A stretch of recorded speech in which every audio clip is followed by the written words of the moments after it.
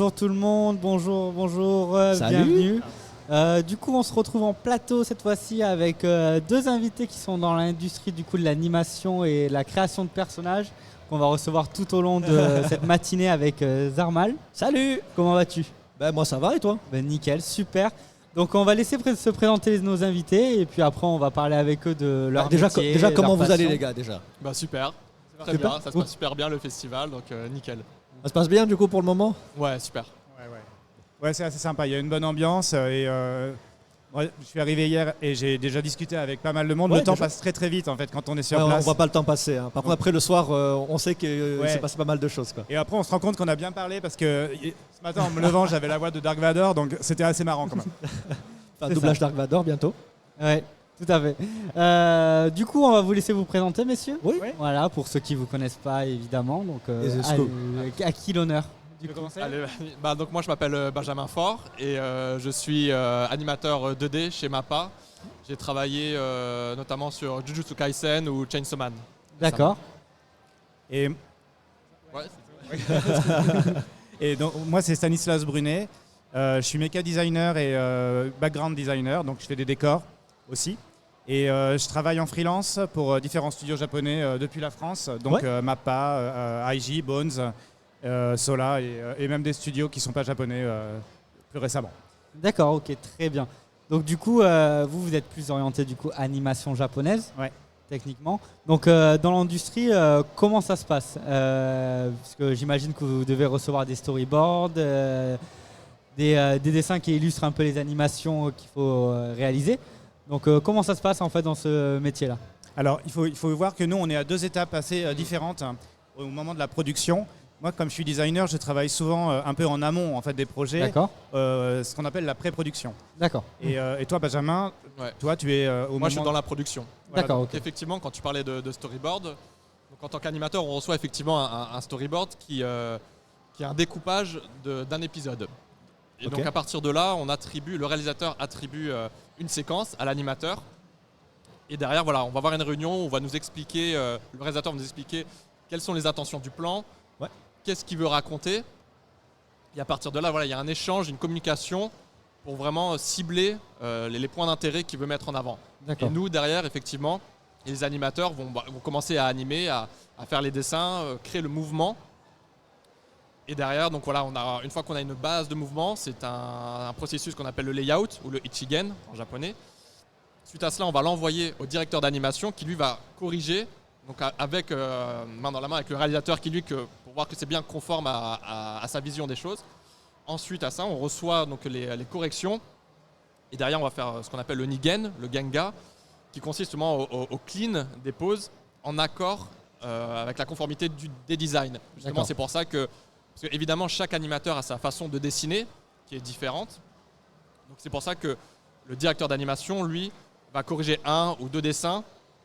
Et après, c'est à l'animateur de réadapter toutes ces poses qu'il a fait en amont, donc au layout, pour avoir justement cette conformité dans l'épisode en accord justement avec les designs de la série. D'accord, ok. Et donc Benjamin parlait du storyboard comme étant la base de travail pour faire les plans. Et moi, quand je travaille moi à mon niveau, les storyboards sont souvent soit ils sont en début de fabrication, soit ils sont pas du tout encore commencés. D'accord, ok. Et donc moi, je soumets des designs. En fait, le réalisateur a les scripts, a les scénarios en main, et il dit voilà, on a tel environnement, on a tel véhicule, et donc à moi qui suis spécialisé dans ce qui est mécanique design et les décors en fait. D'accord, ok. Il va me sortir une liste d'endroits et de mécas en fait dont ils ont besoin. Et par exemple, au character designer, dont les designs sont utilisés ensuite par les animateurs, il va demander les personnages. Donc comme ça, il y a un pool en fait de designers qui sont spécialisés dans leur domaine et qui travaillent avec le réalisateur comme ça, épisode par épisode, où en gros, par grappe de 3 épisodes, souvent on travaille comme ça, et jusqu'à ce que les designs soient validés, et ensuite les storyboards peuvent commencer avec les designs. D'accord, ok. Donc en fait, du coup, d'après ce que je comprends, du coup, la production d'une animation, c'est plusieurs maillons d'une chaîne qui font comme tu disais, une post-prod pour bien préparer le sujet, pour après l'envoyer aux animateurs et aux autres équipes qui vont suivre, pour après finalement finaliser ce qu'on peut voir à la télé ou sur les plateformes de streaming. D'accord. Zarmal, est-ce que tu as une question à poser? Moi, j'avais une question. Du coup, alors c'est plus par rapport à ce que vous faites vous, du coup, plus que l'animation en général. Vous travaillez pour des studios japonais, mais du coup, est-ce qu'il n'y a pas des difficultés à travailler avec un studio qui finalement est étranger? Et est-ce que déjà vous parlez japonais déjà? Alors, je te laisse commencer. Parce que du coup, moi c'est particulier. Moi, je parle pas japonais. D'accord. Et justement, à chaque fois que j'interagis avec les studios japonais, ils ont toujours un traducteur. Ouais. Ah oui, d'accord. En revanche, si vous voulez, pour l'animation 2D japonaise, c'est particulier parce que il y a des termes, une terminologie bien précise à chaque fois pour travailler avec eux. Ce n'est pas juste, entre guillemets, dessiner et faire de l'animation. Il y a vraiment tout un process qui est très très particulier à l'animation japonaise. Et ça, c'est quelque chose qu'il faut savoir. Donc, je ne parle pas japonais, mais disons que tous les termes nécessaires pour créer de l'animation... termes techniques, du coup. Voilà, exactement. Donc ça, c'est quelque chose que je connais, qui est c'est obligatoire de connaître pour pouvoir travailler avec eux. Ok. Mais est-ce que ça pose problème par moment ou pas dans la compréhension? Enfin, après, tu me disais que tu avais un traducteur, mais peut-être que pour toi, Stanislas... Moi, j'ai j'ai une autre expérience parce que j'ai vécu à peu près 15 ans au Japon avant de rentrer en France il y a à peu près 5 ans. Et donc, je comprends le japonais assez bien en fait pour faire des réunions en direct avec les réalisateurs. Après, c'est vrai que de temps en temps, il y a des mots que je ne connais pas, donc j'ai besoin d'un peu de soutien, mais un petit coup de traduction et ça roule en fait, il n'y a pas de problème. Donc, le japonais est quand même essentiel. Et c'est vrai que sans la présence d'un traducteur, quand on ne parle pas correctement la langue, on peut vraiment passer à côté de tout un tas d'informations qui sont essentielles pour le travail. D'accord. Et comme on n'a pas vraiment le temps de se tromper, et que quand on est professionnel, il faut que ça avance. Parce qu'il y a des deadlines qui sont assez importantes. Quoi. Ouais. Et donc, il faut vraiment bien trouver des astuces en fait, pour comprendre très rapidement pendant la réunion qu'on a, pour avancer le plus vite possible. Donc, moi, j'ai eu des problèmes au début. Quand j'étais un peu plus novice, en travaillant au Japon notamment, ça m'est arrivé en fait, de faire des réunions et de comprendre 20% de ce qui s'était dit. Et j'avais pas les moyens en fait, de faire la traduction après. C'est du temps réel en fait. Oui. Et ce qui s'est passé, c'est que j'ai fait des designs qui correspondaient pas aux attentes du réalisateur. Et donc, j'ai dû refaire mes designs plusieurs fois. C'est quand tu étais au Japon du coup? Oui, ouais. Au tout début, en fait, quand j'ai vraiment commencé à bosser là-bas, en étant indépendant, en fait, autonome. Ah oui, donc il y a quand même eu certaines difficultés par rapport à la barrière de la langue, mais après, mais du coup, comment tu as pallié ces difficultés? Du coup, j'imagine, T'as dû t'adapter au plus vite pour... Ouais, au fur et à mesure, en fait, on s'améliore en japonais, et c'est vraiment essentiel. Mais c'est vrai qu'au début, je me faisais expliquer les choses de manière très simple, avec beaucoup de croquis. Et c'est l'avantage qu'on a quand on est dessinateur et qu'on travaille avec d'autres dessinateurs, c'est qu'on a aussi ce langage visuel qui est accessible, qui est permis pour communiquer. Donc, on arrive en fait à pallier quand même certaines incompréhensions grâce à ça. Tu prends des mots techniques comme ça que tu commences à apprendre et après tu fais des liens au fur et à mesure, d'accord. Oui. Donc mais c'est vrai que le fait de travailler à distance, ça complique les choses parce qu'on n'a pas ce rapport direct pour discuter et le langage corporel en fait aide vraiment à comprendre parfois. Donc je sais pas toi comment tu le vis, mais... c'est vrai que même si je ne parle pas japonais, je comprends quelques mots, mais donc, évidemment on interagit par Skype ou par Google Meet. Et c'est vrai que quand je vois le réalisateur mimer des choses, quand bien même je ne comprends pas, j'arrive, ça fait sens avec le storyboard, les quelques traductions qu'il y a sur le storyboard et lui ce qui mime aussi derrière. Donc il y a tout un tas d'informations qui, mis bout à bout, aident la compréhension. D'accord. Bon, d'accord. Donc c'est pas mal d'adaptation finalement une fois qu'on est dedans. Mais alors, je vais revenir un peu sur votre parcours. Mais est-ce que c'est quelque chose qui vous a lancé dans votre métier, quelque chose ou une œuvre, ça peut être une œuvre ou qui vous a lancé sur ce que vous faites aujourd'hui, qui vous a donné envie de faire ce que vous faites aujourd'hui? Alors moi c'est particulier parce que en fait à la base à l'époque j'étais animateur 3D, c'est-à-dire que je dessinais beaucoup à côté, mais je ne faisais pas d'animation 2D. D'accord. Donc ce qu'il faut savoir c'est vraiment même si ça reste de l'animation, c'est quand même deux métiers différents. Ok. Et en fait à l'époque l'animation 2D qui se faisait en France, c'était pas moi ce qui me passionnait. Moi j'ai toujours été animé par les mangas, la culture japonaise. Donc j'ai fait ma formation, j'ai travaillé en tant qu'animateur 3D et je dessinais à côté. Et en fait, c'est lors d'un voyage au Japon, en tant que touriste, j'en ai profité une journée pour visiter les studios parce que j'étais curieux de voir un peu comment ça se passait. C'était l'occasion. Oui. Sauf qu'à ce moment-là, pour moi, j'avais jamais pensé travailler au Japon parce que effectivement la barrière de la langue. À partir de là, il y a même pas, je cherchais même pas à savoir si j'ai les capacités, si c'est possible. Non, je ne parle pas japonais. C'est terminé. Ça a été quand même aussi un palier. Exactement. Et en fait, au Japon, comme il y a un fort besoin d'animateurs, moi quand j'ai visité, donc c'était le studio Yapiko, qui est justement un studio franco-japonais. Ouais. Ils m'ont proposé de travailler pour eux à ce moment-là, mais je leur ai dit, moi par contre je dessine beaucoup, mais je fais de l'animation 3D, mais je ne fais pas d'animation 2D. D'accord. Et ils m'ont dit, mais si, on tente le coup, ça devrait le faire, tu viens sur place, on te forme. Et donc voilà, donc, je suis retourné en France. Et quelques mois après, je suis reparti au Japon, où j'ai vécu 3 mois, où je me suis formé à l'animation 2D japonaise. Et après, donc, je suis revenu en France. Et depuis, je travaille avec le Japon et avec la France aussi sur l'animation 3D. D'accord. Super intéressant en tout cas. C'est intéressant de voir les difficultés que tu as pu avoir, notamment, on disait par rapport à la barrière de la langue. Et également le passage 2D 3D, alors on y en a peut-être plus tard, parce que moi je suis pas trop dans ce domaine-là, et j'aurais peut-être un peu après envie de savoir les grandes différences. Mais du coup, Stanislas, toi, si tu veux nous raconter du coup un peu ton parcours, du coup, pour revenir sur ce qui t'a marqué, ce qui t'a poussé à faire ça. D'accord. Alors moi, en fait, j'ai étudié l'animation dans une école assez connue en France qui est les Gobelins. Et pendant en fait ma scolarité, on a eu une intervention qui nous a pas mal marqué en fait, parce que les Gobelins est très orienté à animation américaine de base, donc Disney, tout ça. Et à l'époque, en fait, il n'y avait pas tellement de choix, c'était ça ou rien en fait pour travailler dans l'industrie. Donc, on a eu en fait pendant notre cursus la visite de David Encinas, qui est un vétéran en fait, enfin maintenant un vétéran, mais qui a travaillé au studio Ghibli et qui est venu en fait nous montrer un peu comment travailler les Japonais. Et jusqu'à ce qu'on le rencontre et qu'on voit sa conférence, en fait, on ignorait complètement le process de travail, le côté artisanal où les animateurs en fait gèrent leur plan intégralement et sont pas spécialisés dans le FX, le personnage ou le décor. Et donc ça nous a vraiment drôlement intéressés. Et puis on s'est dit le niveau est vraiment excellent. Voilà, ça a ouvert un peu notre esprit. Et à la fin en fait de la formation, j'ai rencontré Savin Yetman-Eiffel, qui est le producer de Save the World. Et ensemble, en fait, on a créé un pilote qui s'appelle Oban Star Racer, qui a fini par devenir une série. Ah d'accord. Et une série qui a intéressé les Japonais. En fait, le trailer a un peu voyagé sur le net. À l'époque, c'est devenu un peu une sorte de première vidéo virale avant YouTube. C'était quand ça, du coup ? Ça, c'était en 2002.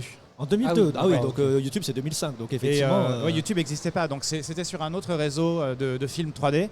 Et en fait, un producteur japonais en fait, l'a vu et dit « j'aimerais bien financer ce projet-là ». Et il s'avère qu'on pensait que c'était une grosse blague.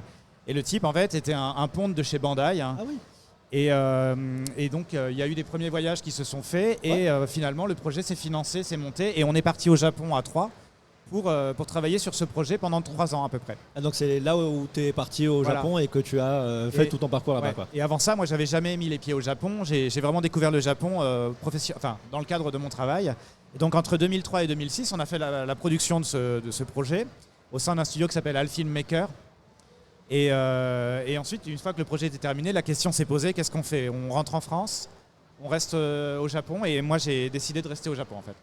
Et après, j'ai fait mes armes en rentrant notamment dans le studio Satellite pour travailler avec un créateur assez connu qui s'appelle Shoji Kawamori, qui est notamment le créateur de la licence Macross. Et je suis resté à peu près une dizaine d'années à travailler avec les équipes du studio Satellite pour développer différents projets comme Aquarion, Macross Frontier, Macross Delta et tout un tas de projets originaux qui étaient faits à cette époque. Et donc voilà, c'est comme ça que moi je suis rentré dans le milieu de l'animation et que j'y suis resté parce que je m'y suis installé en fait. Ouais, et du coup, toi tu avais fait des études du coup d'abord dans l'animation. Ouais. Aujourd'hui, alors là du coup ça va être un peu subjectif je suppose, mais qu'est-ce qu'il faut pour quelqu'un qui veut se lancer dans l'animation plus tard Est-ce qu'il doit déjà par exemple savoir un truc bête, est-ce qu'il doit déjà savoir dessiner ? Est-ce qu'on a besoin de base ou est-ce qu'on peut toujours apprendre et à partir de n'importe quand ? Qu'est-ce que selon vous, quelles sont les qualités qu'il faudrait du coup ? Alors, Moi, je crois qu'il y a quand même pas mal de profils maintenant assez différents du fait de un petit peu de la formation spontanée grâce à tout ce qu'on peut trouver en ligne en termes de tutos et puis aussi de références visuelles en work in progress. Et donc, il y a pas mal de jeunes en fait, qui ne font pas d'école ou qui ne font pas trop de formation et qui quand même s'auto-forment en fait, j'ai l'impression. Ouais. Non, bien sûr. Disons que l'école n'est pas obligatoire pour y accéder. Ça peut aider, mais... Voilà, on va dire évidemment, il faut être passionné par ce que l'on fait parce que c'est un métier qui reste assez dur et surtout au début. Mais c'est vrai qu'aujourd'hui, avec Internet, il y a beaucoup de vidéos maintenant qui expliquent les process, les livres aussi, bien sûr. Donc on peut bien sûr apprendre par soi. Et c'est évidemment plus dur parce qu'on n'a pas de cadre et il faut être assez assidu et mature pour garder la ligne et pas se perdre dans sa propre formation. Mais oui, c'est possible. Après, derrière, la difficulté, c'est que, comme je disais tout à l'heure, c'est que le système japonais, c'est quand même particulier. Donc, il faut apprendre l'animation déjà, donc savoir dessiner à minima, comprendre le mouvement, mais aussi derrière apprendre tout le process japonais. Parce que c'est pas pareil du coup la manière de travailler. Justement, je voulais en venir parce que du coup, apparemment, le système américain et même français, parce qu'on fait pas mal de films d'animation et de séries d'animation en France, est différent du coup du Japon. C'est quoi les différences qu'il y a entre les La plus grosse différence, en fait, c'est la répartition des tâches au niveau du travail. Notamment, je sais que les animateurs, alors ça a peut-être un peu évolué aussi aux États-Unis, mais traditionnellement, les animateurs en fait sont spécialisés dans un type d'animation, un domaine d'animation. Par exemple, les personnages, les FX, les effets spéciaux, ou alors peut-être les véhicules ou les mechas, mais c'est un peu plus rare. D'accord. Et alors qu'au Japon, en fait, comment dire, la formation est un peu plus longue, l'apprentissage est un peu plus long, mais ils poussent les animateurs à savoir dessiner de tout. Et donc les animateurs, en fait, quand ils reçoivent un plan, si par exemple on a un personnage qui arrive en moto, qui dérape, qui tombe par terre, qui fait une roulade, il y a une grosse fumée autour de la moto, et puis il se relève, il faut qu'il soit en mesure d'animer la moto, il faut qu'il soit en mesure d'animer la fumée, les personnages, et puis si ça se trouve, il y a peut-être un petit mouvement de décor aussi, et il faut dessiner aussi une base de décor en fait. D'accord. Une perspective de décor. Et du coup, alors là, tout faire. Là c'est pour ma compréhension, mais ça veut dire qu'ils ont tendance à faire travailler sur plutôt des plans plutôt que sur des spécialités, c'est bien ça, si j'ai bien compris? C'est ça, en fait, ils sont un peu plus polyvalents en fait, c'est ça qui est intéressant, et ça ressemble plus à de l'artisanat qu'à de la fabrication à la chaîne, un peu comme ça peut être la sensation qu'on a quand on travaille dans un studio américain où on fait tout le temps le même personnage et ou tout le temps le même type d'effet, et c'est peut-être un peu plus lassant du coup, un peu moins varié quoi. Ouais, d'accord. Donc, du coup, mais toi tu as peut-être vécu non, ça aussi, c'est vraiment c'est ce que disait Stan, c'est vraiment ça la différence. Et au-delà de, comme je disais, au-delà de l'animation pure, la grosse différence aussi, c'est que ce qu'on appelle la timesheet, qui n'existe, je crois, qu'au Japon aujourd'hui, c'est une feuille de temps où on note sur cette feuille les timings de chaque pause, avec les inters, etc. Tandis que par exemple en Occident, on va entre guillemets exporter, on va faire l'animation et on exporte la séquence d'images, mais il n'y a pas ce côté traditionnel de la feuille où voilà, il faut noter tous ces timings, à quel endroit je mets des inters, combien dure cette image, et ainsi de suite. Donc ça, il faut savoir que aussi, c'est dans le process, ça prend du temps. Et encore plus quand on ne connaît pas, parce qu'encore une fois, il y a tous ces termes, c'est pas quelque chose de naturel à notre époque maintenant quand on fait, parce qu'il y a beaucoup de digital.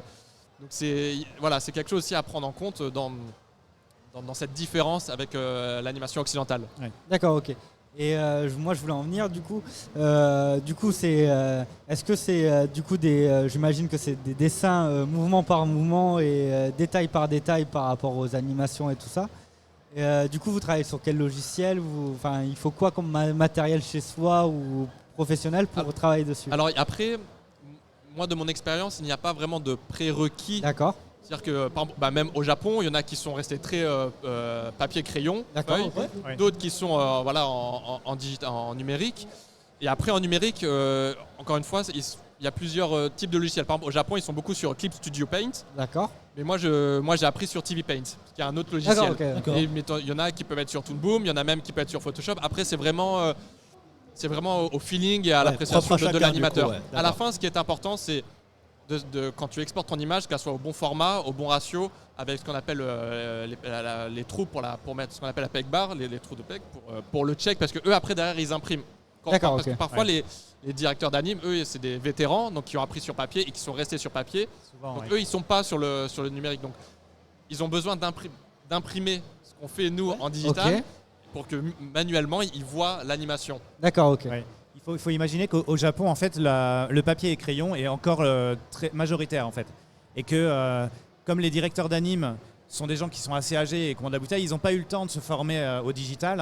Et donc, c'est ça la problématique, c'est que quand on travaille en digital, ils sont quand même obligés de tout réimprimer pour que le directeur d'anime, qui est la personne un peu la plus importante, en fait, au niveau du... Ouais. Pour avoir une sorte de conformité visuelle. Ouais, de vision d'ensemble un peu. C'est ça. Il doit, lui, pouvoir corriger. Et il corrige avec son habitude. Et pour gagner du temps, il vaut mieux qu'il ait... Comment dire ? Il n'a pas le temps, en fait, d'apprendre le digital. Donc, il réimprime tout pour lui faire gagner du temps. Et c'est ça aussi qui est en train... Le Japon est en train de se transformer, l'industrie est en train de se transformer doucement. Et donc, par exemple, quand il y a un nouveau studio qui se crée, un jeune studio, là, il décide de passer tout en digital. D'accord. Mais sinon, dans les grosses structures, il y a un peu les deux. Ça, comment dire, c'est un petit peu... c'est un peu balancé, c'est-à-dire voilà, il y a un peu de...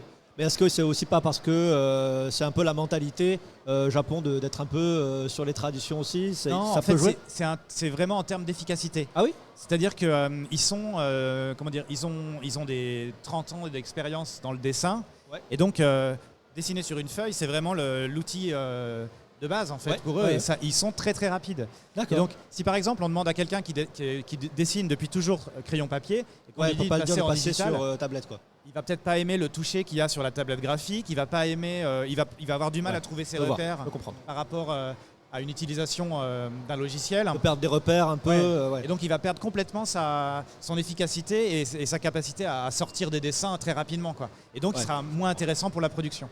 C'est vraiment ça la problématique, c'est de faire les choses le plus vite possible en temps et en heure, quoi. D'accord. Et alors là c'est une question du coup qui va être perso. Est-ce que vous avez quelque chose vraiment que vous avez produit auquel vous êtes particulièrement fier? Attends, j'ai pas entendu, il y a eu alors, est-ce que vous avez une œuvre auquel vous êtes particulièrement fier? Ah d'accord, sur laquelle on a pu travailler. Oui. Alors, moi c'est un peu difficile parce qu'il y a énormément de... Je fais du design, donc je fais énormément de projets et j'essaye toujours de donner le meilleur à chaque de projet en projet. D'accord. Donc récemment, là en fait, il y a un projet qui m'a vraiment bien plu parce qu'en tant que méca designer, un petit peu le saint graal pour les designers, c'est d'avoir son design qui devient un jouet. Ah, ok. Vous imaginez que d'habitude on fait des designs et ça reste totalement immatériel. C'est juste. Oui, c'est du papier quoi. Voilà, c'est du papier où c'est projeté à l'écran et ça reste un concept visuel quoi. Et donc à un moment donné, quand ils décident d'adapter en produits dérivés les designs qu'on a fait, ça fait vraiment plaisir. Donc moi, là dernièrement, j'ai une série qui s'appelle Sakugan qui a été produite chez Satellite. Et effectivement, Bandai a sorti une maquette et un jouet en fait du robot principal que j'ai designé. Marrant, ça. Et donc je suis hyper content d'avoir travaillé là-dessus. Enfin, ça m'a vraiment fait plaisir. Ça fait un peu, ça crée une part de réel en fait. Ça sort du papier finalement le personnage. Ouais, je peux comprendre. Je peux comprendre. Voilà. Et moi, je dirais, c'est un peu comme disait Stan, c'est qu'on essaye sur chaque production de toujours de se donner au max et d'avoir du mieux qu'on peut. Mais je dirais Chainsaw Man dans le sens où ça a été le projet qui m'a fait, sur lequel je suis rentré en contrat à temps plein chez Mappa. Parce qu'avant j'étais en freelance, je n'étais pas en contrat à temps plein. Maintenant contractuel chez Mappa. Donc là, il y a une petite différence, c'est que là on est tenu au mois de faire vraiment des plans. Ouais. On a un quota à produire, donc c'est un rythme complètement différent. Et Chainsaw Man parce que j'ai adoré bosser sur ce projet dans le sens où ils ont mis la qualité quand même assez haute au niveau de l'anime, du rendu. Et c'est surtout cette recherche de photographie assez cinématographique où on n'est plus sur quelque chose d'assez simpliste au niveau de l'éclairage, mais qu'à chaque fois on a une vraie intention de lumière, on essaie de raconter quelque chose qui est différent. Donc c'était évidemment plus de travail parce que plus de qualité à mettre en avant. Mais c'était assez intéressant et effectivement ça me rendait fier de me dire j'ai eu l'opportunité, la chance de travailler sur cette série-là et qui plus est a été appréciée assez grandement. C'est vrai que c'est quelque chose qui a été très apprécié, moi le premier d'ailleurs. Et ouais, effectivement, j'imagine que c'est plus difficile sur le moment. Il y a un rythme de travail qui doit être plus élevé, des deadlines peut-être plus difficiles aussi. Mais derrière, effectivement, j'imagine que c'est toujours le genre de travail, lorsqu'on en sort, on est en mode oui, c'est ça. Yes, quoi. C'est vrai que sur le moment, parfois on arrive à se dire mais pourquoi je fais ça en fait? Pourquoi sur le je coup, travaille autant? Pourquoi et on est toujours à la limite du burn-out. Ouais. Et après, derrière, une fois que c'est passé, qu'on voit le résultat final, On est il y a aussi fier, les autres plans des autres animateurs, du travail qui a été fourni. Et il y a aussi derrière l'appréciation, soit du staff japonais qui sont contents de ce qu'on a fait, mais aussi du public. Ouais. Du coup, on se dit, bon, ça valait peut-être le coup d'avoir quelques C'est vrai qu'en plus, sueurs. sur ce point-là en particulier, l'animation Chainsaw Man, tout ça, c'était vraiment quelque chose que j'ai trouvé à titre personnel exceptionnel. Je sais pas si tu l'as vu, toi, Thomas. Non, clairement. Et du coup, je voulais rebondir sur ce que tu as dit. Parce que par exemple, Chainsaw Man, c'est adapté de manga papier. Est-ce que du coup, tu te bases sur un peu les plans qu'il y a dans le manga pour pouvoir après reproduire l'animé Ouais. Alors ça fait... En général, les réalisateurs font en sorte, bien sûr, d'être super fidèles au manga, parce que ça, c'est quand même une ligne directrice et c'est la base de travail. Et ça arrive effectivement qu'il y a des cases qui sont assez importantes, iconographiques, et qui veulent, le réalisateur veut que ça soit la même pose. Bien sûr, après, c'est réadapté par rapport à... Oui, tu as une certaine liberté autour de... Mais voilà, mais bien sûr, il y a quand même, il faut quand même rester dans les clous avec ce que le manga a été raconté, et même aussi les cadrages, parce que t'as des mangas ou enfin des séquences où le cadrage est super important. Oui. C'est comme au cinéma, on raconte pas la même chose sur une plongée ou une contre-plongée. Donc c'est des choses qu'il faut essayer de garder en place. Ouais. Okay. Moi j'ai une petite question pour Benjamin. Est-ce que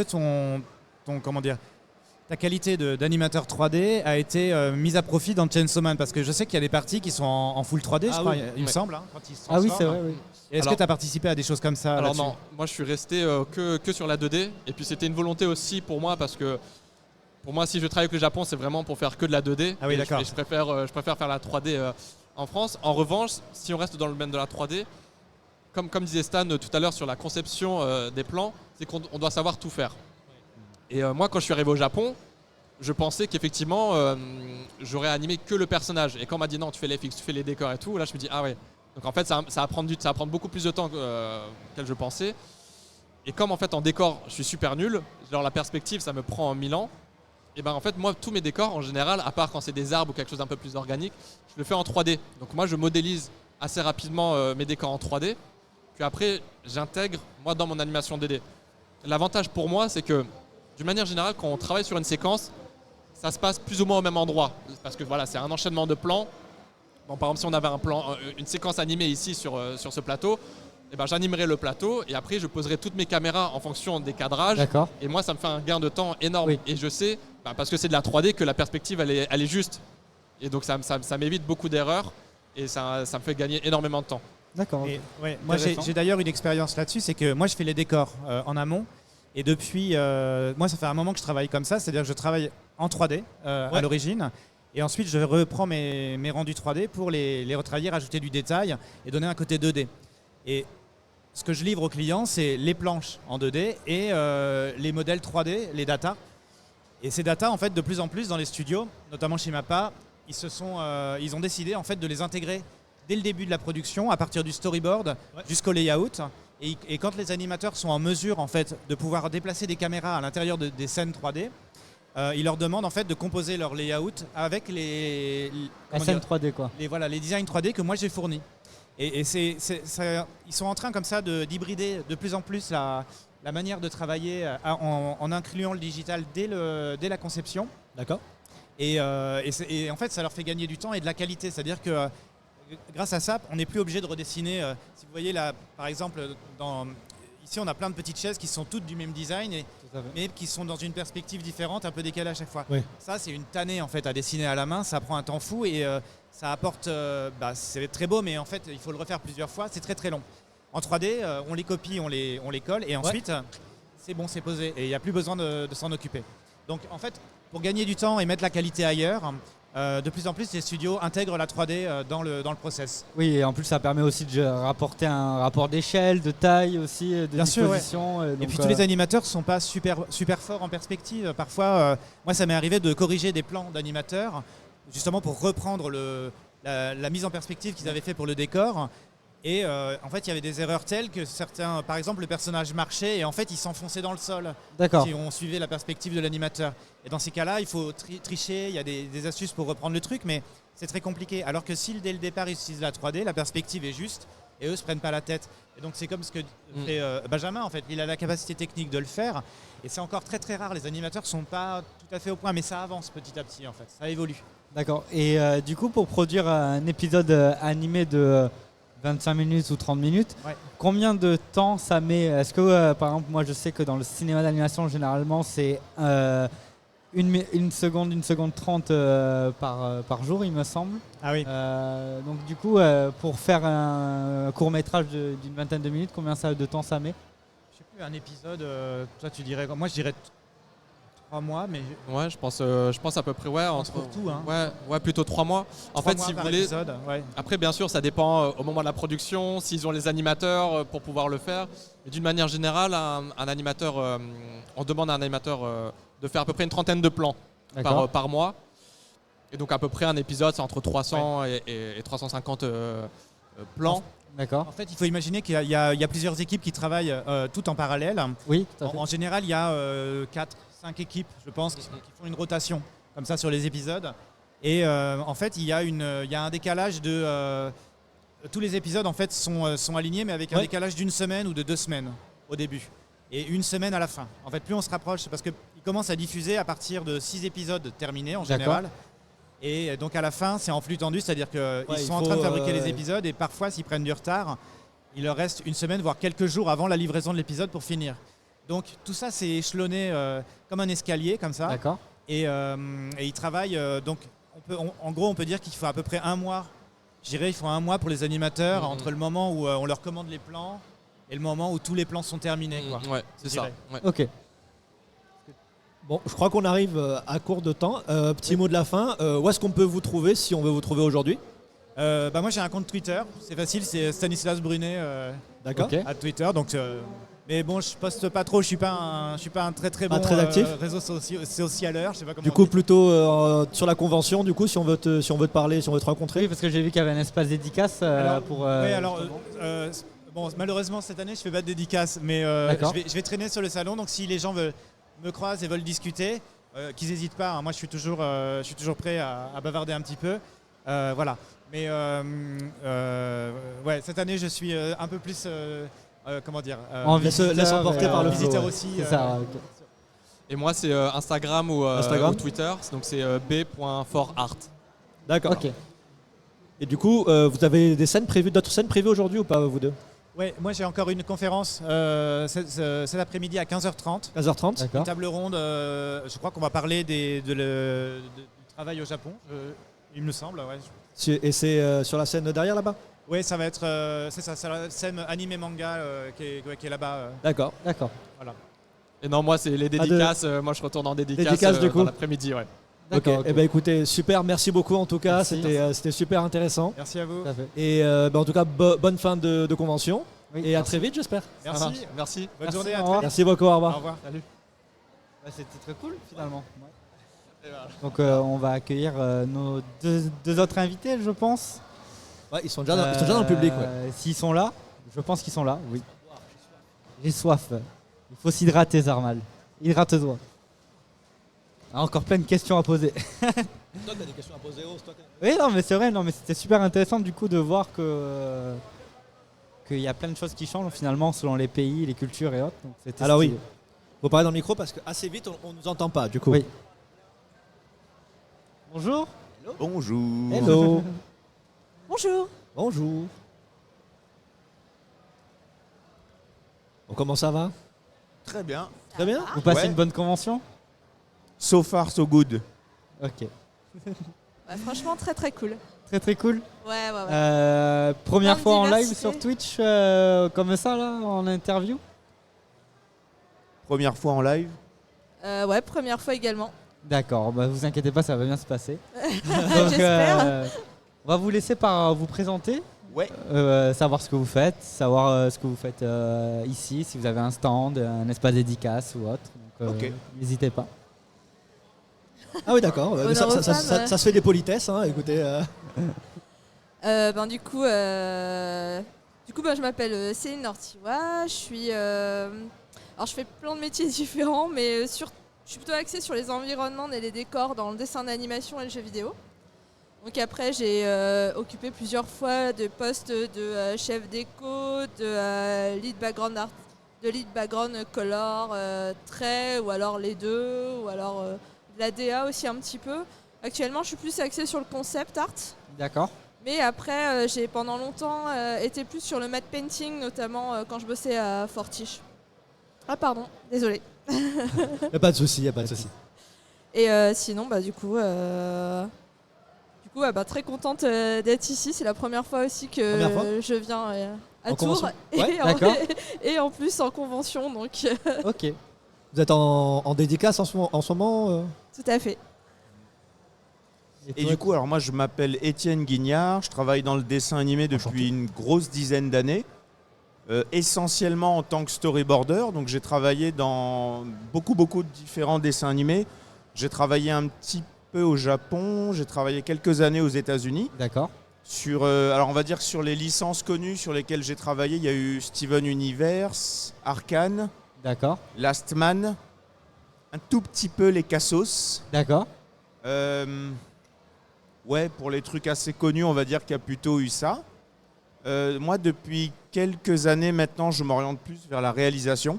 D'accord. Alors, soit des réalisations de commandes, c'est souvent des trailers pour des jeux vidéo, des trucs comme ça, ou alors réalisation de courts-métrages complètement personnels. Donc ça, c'est, on va dire, un autre sujet. Et ben voilà, et ben pareil, moi, je suis très content d'être là aussi. Première convention ou tu as déjà fait des conventions? Non, j'en ai déjà fait. Alors, pas énormément, mais j'en fais quelques-unes. Ah oui, j'ai travaillé sur Miraculous aussi. D'accord. Et voilà, parce que du coup, à chaque convention, je passe ma journée à dessiner du Ladybug. J'ai ma nièce qui serait content. C'est pour ça que je me dis merde, il manquait un truc. Et donc voilà, Miraculous. Et oui, quelques petites conventions. En fait, c'est essentiellement grâce à Steven Universe et Miraculous. D'accord. Qui sont des licences assez connues chez les 7 à 77 ans. Donc souvent, c'est ça que les gens me demandent de dessiner. Et du coup, mes parents, première fois au Japan Tour Festival. Et c'est à la hauteur de ce qu'on m'avait dit. D'accord, ok, Ouais. très déception du coup, tout se passe. J'ai juste dit à la hauteur. Après, pas plus du coup. rigole. À la hauteur, on va Non, pas. c'est hyper cool. C'est hyper. Après, nous, c'est vrai que comme on est soit en conférence, soit en dédicace, en fait, on n'a pas trop le temps de se balader. Par exemple, on a vu un stand de bubble tea, on n'a même pas pu en prendre un encore. Comment ça? Aïe. Je sais. Là, Est-ce on que va avoir des stand bubble tea là. Mais sinon, il faut qu'on aille demander au stand de bubble tea de vous l'amener directement, ça sera plus simple. Merci. On va faire ça. C'est bon. Allez, c'est parti. On fait des commandes, voilà, Uber Tout à Eats, let's go. Hein. Alors moi je suis un peu candide sur tout ce qui est sujet d'animation, etc. Tommy, lui, il a travaillé un peu plus, t'as des connaissances, on va dire, t'as un peu travaillé dessus. Mais moi, je sais, quand vous me dites le nom de votre métier, je sais pas du coup à quoi ça correspond parce que finalement c'est assez méconnu par le grand public. Est-ce que c'est possible du coup que vous puissiez décrire ce que vous faites finalement dans votre travail de tous les jours, quoi, finalement? Ouais, carrément. Pour le coup, je me dis peut-être ce serait mieux que tu présentes le board parce que moi c'est lié parce que j'ai ensuite. J'y pensais. Ah, Alors on va vous le présenter dans l'ordre de production. Voilà. D'accord. Donc moi le métier de storyboarder c'est un métier très important, mais tout le monde va dire ça. Enfin, chaque boss va dire ça. Oui, En chaque gros, maillon de la chaîne est importante à ça. Donc dans le dessin animé, tu vas avoir dans un premier temps des gens qui vont écrire un scénario, D'accord. qui vont le faire en équipe ou en solo selon les prods. En parallèle de ça, il y a des gens qui auront déjà réfléchi au look des personnages, au design des personnages. Certains qui auront déjà commencé à faire des esquisses des décors. Alors, ni les personnages ni les décors sont définitifs. Des fois, c'est des premiers jets pour avoir une idée. Et donc, quand on a le scénario, les modèles des personnages et les recherches de décors, c'est à ce moment-là que le storyboarder intervient. C'est-à-dire qu'on va nous donner tout ça. Et nous, notre travail en storyboard, c'est vraiment de réfléchir à la mise en scène. C'est-à-dire, le scénario, souvent, il est très simple. C'est Robert va dans la forêt, il trouve un coffre, il y a 50 € dedans. Il y a 10 000 manières de le raconter. Est-ce qu'on veut que ce soit angoissant? Est-ce qu'on veut que ce soit épique? Est-ce qu'on veut que Bob il soit en pleine dépression? Est-ce qu'on veut qu'il soit trop joyeux? Humoristique aussi. Et donc là-dedans, il y a tout un travail de mise en scène, donc déjà essentiellement de caméra. Ouais. Est-ce que là, je vais faire un plan large? Est-ce que là, je vais décider de filmer que les pieds de Bob Comme ça, on ne sait pas qui c'est un peu mystérieux, tu vois. Est-ce que je filme Bob que de dos? Comme ça, on ne voit pas ses émotions. Et, oh mon Dieu, qui est-il, tu vois. Est-ce que je fais un truc très simple, chant contre chant, etc. Il y a un travail de caméra. Ensuite, il y a tout un travail d'acting. Ouais. Parce que du coup, il faut réfléchir au posing des personnages. Oui, est-ce que Bob, il est maladroit, il trébuche sur une branche? Est-ce qu'au contraire, il est fier de lui, donc il bombe le torse? On se projette un peu du coup dans le... Et du coup, on fait tout ce travail de mise en scène. C'est-à-dire que dans tous les cas, Bob, il va quand même trouver le coffre. Il va quand même trouver 50 €, c'est comme dans Zelda. Je suis content pour lui déjà. Mais voilà, comment est-ce qu'on raconte, quelle émotion on veut injecter? Ça, c'est de la mise en scène. Mais tu es quand même du coup guidé par un directeur qui est au-dessus de toi pour t'indiquer voilà. En fait le réalisateur, il a quand même une idée de ce qu'il veut faire de Bob. Voilà.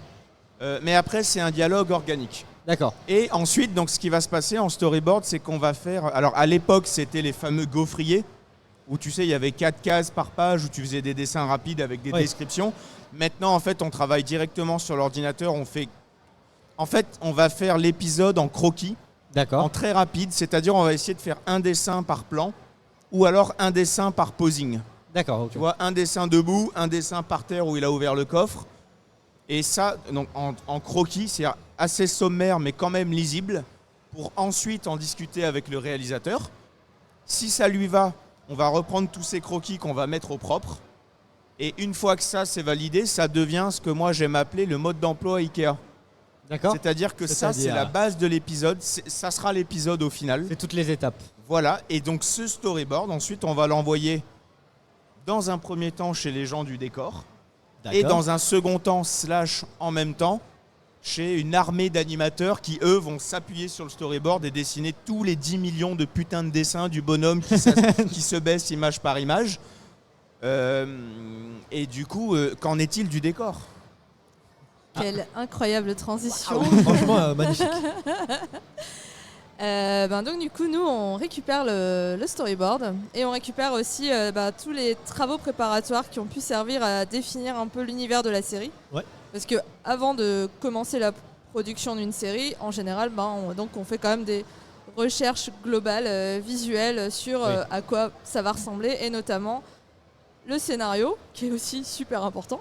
Donc et la direction artistique, j'imagine aussi, qui Exactement. est derrière, qui donne des conseils, des consignes pour... En général, on essaye de définir une direction artistique globale, mais c'est vrai que souvent, elle va aussi se définir au fur et à mesure de la production. On va resserrer en fait qu'est-ce qui est faisable aussi ou non, parce que à l'heure actuelle, tout n'est pas faisable. Donc en gros, ça va aussi définir ça. Mais ouais, c'est vrai qu'on récupère du coup le travail préparatoire, donc aussi bien au niveau des ambiances globales, des dessins globaux, des caractères design, de tous les métiers en fait qu'on a. Le scénario hyper important et le storyboard. Et à partir du storyboard, on va regarder quels vont être, dans le cadre par exemple où je ferai des décors de référence, quel va être le lieu le plus emblématique et qu'est-ce qui va s'y passer.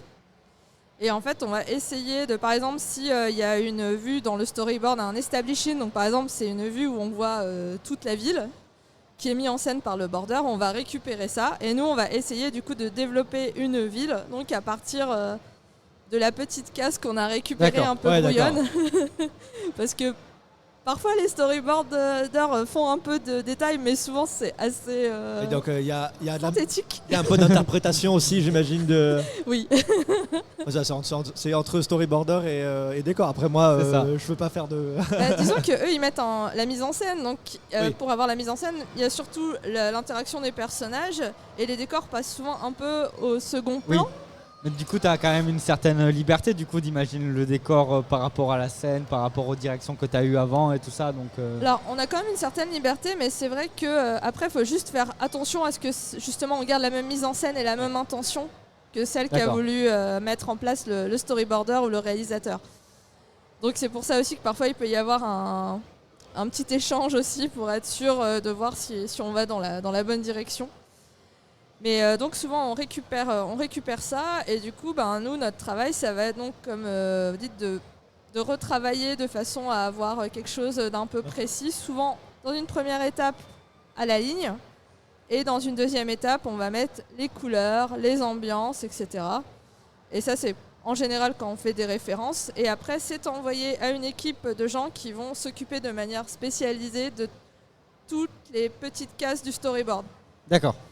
En gros, souvent on fait une case de storyboard ou un environnement complet. Genre par exemple, il va y avoir toute une scène dans un château fort. On va faire le château fort de l'extérieur, le château fort de l'intérieur. Et après, pour tous les close-up, les coins de porte, on voit le plafond au loin parce qu'il y a des discussions entre les personnages, ça va être l'équipe qui va s'occuper de faire toutes les petites cases les unes après les autres de l'animation en fait. D'accord.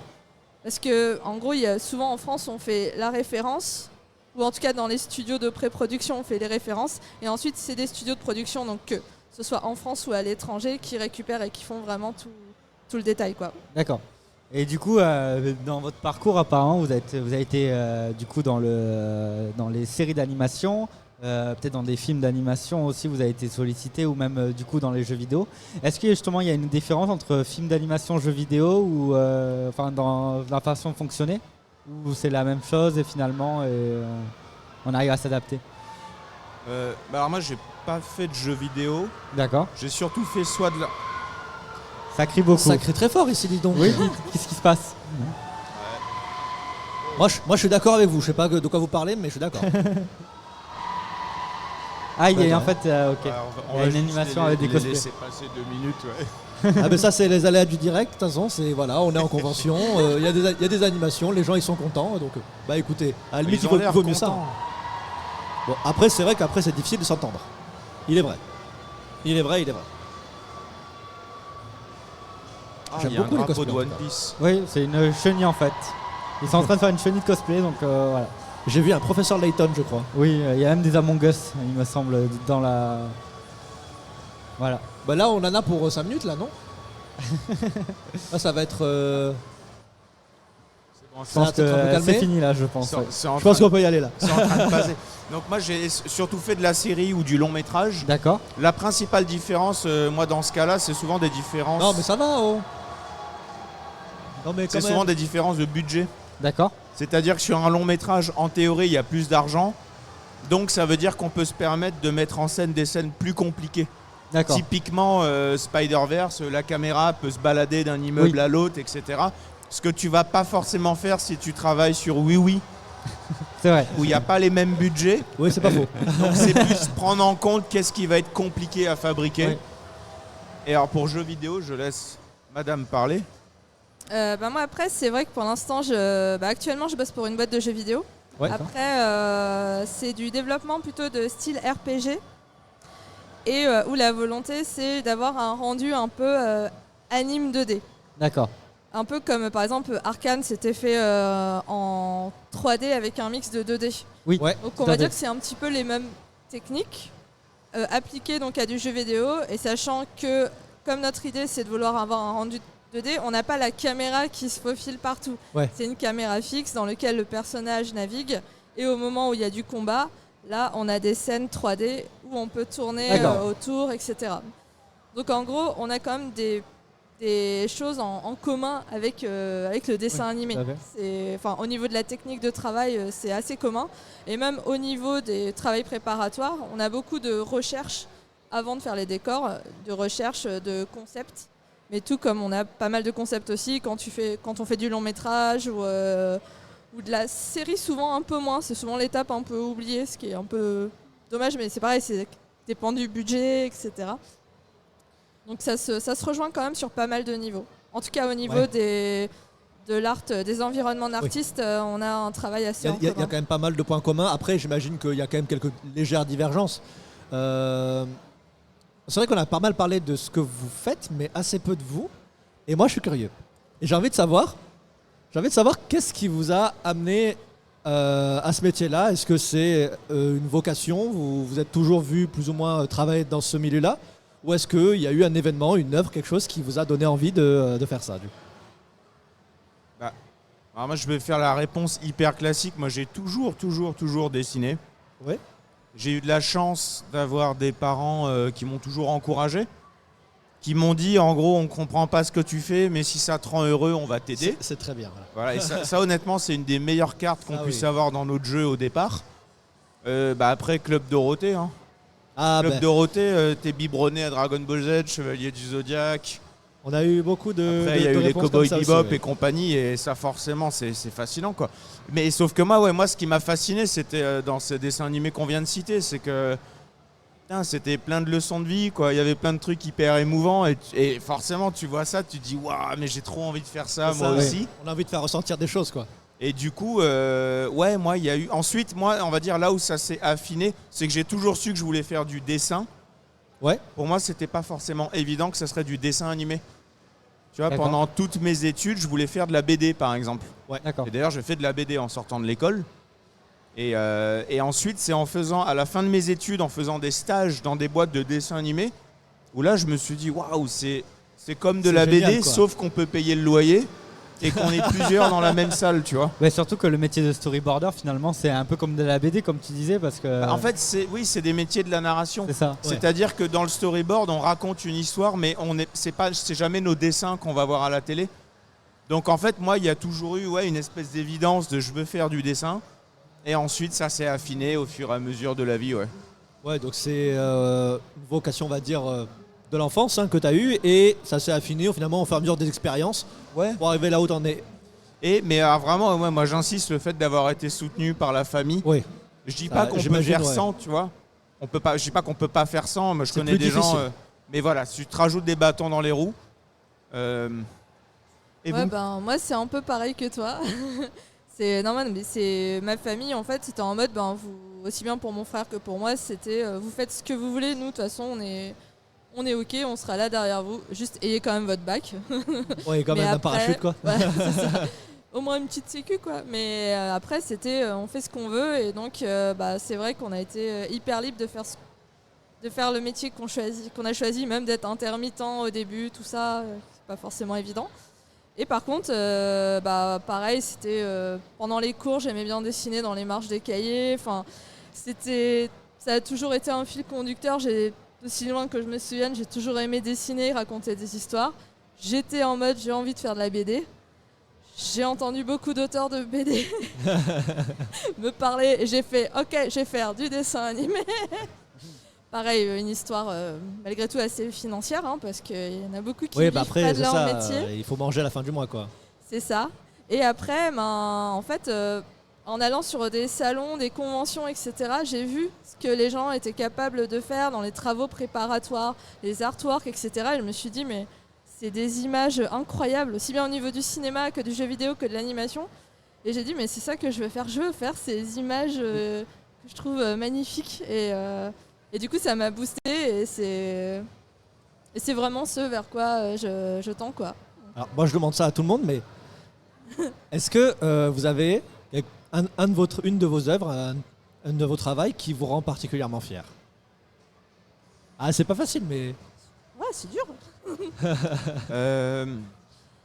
Alors moi déjà, je départage bien le travail professionnel de storyboarder et ensuite mes trucs perso. Ce que tu fais Moi, de ton côté, Ouais, du coup, pour le moment, c'est deux trucs Après, que je mets à ça part. peut être aussi un truc que tu fais pour toi. Ouais. Mais en tout cas, moi, sur le professionnel, là où je suis le plus fier, c'est quand j'ai travaillé sur Steven Universe. Alors, non pas que je sois forcément fier de ce que j'ai produit, mais en fait, je suis hyper fier d'avoir bossé sur ce dessin animé en particulier. D'accord. Ouais, sur le tableau Ouais, complet. voilà, quoi. parce qu'en fait, moi, Steven Universe, c'est marrant, moi-même, j'étais un fan du dessin animé avant de bosser dessus. Oui, donc du coup, c'est un peu un. Et en fait, je trouve que c'est un dessin animé qui vraiment a des très très beaux messages, vraiment dans l'air du temps, qui apporte des bonnes choses. Et de me dire que j'ai pu apporter mon petit caillou sur un truc qui, Inch'Allah, a pu faire du bien à d'autres gens. Ouais, c'est good vibe un peu. Franchement, c'est trop bien. C'est trop. Voilà, moi je trouve que c'est comme ça que la planète devrait tourner, quoi, tu vois. Ouais, on se dit, je mets ma pierre à l'édifice. Donc ouais, voilà, moi je dirais sur Steven Universe, d'autant plus que sur Steven Universe, on faisait pas que du storyboard, on faisait un peu du scénario aussi.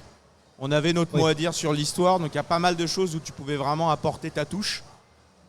Donc t'as eu cette sensation de contribution qui a été, réelle à la fois en partie sur le scénario et toi sur le storyboard aussi, quoi.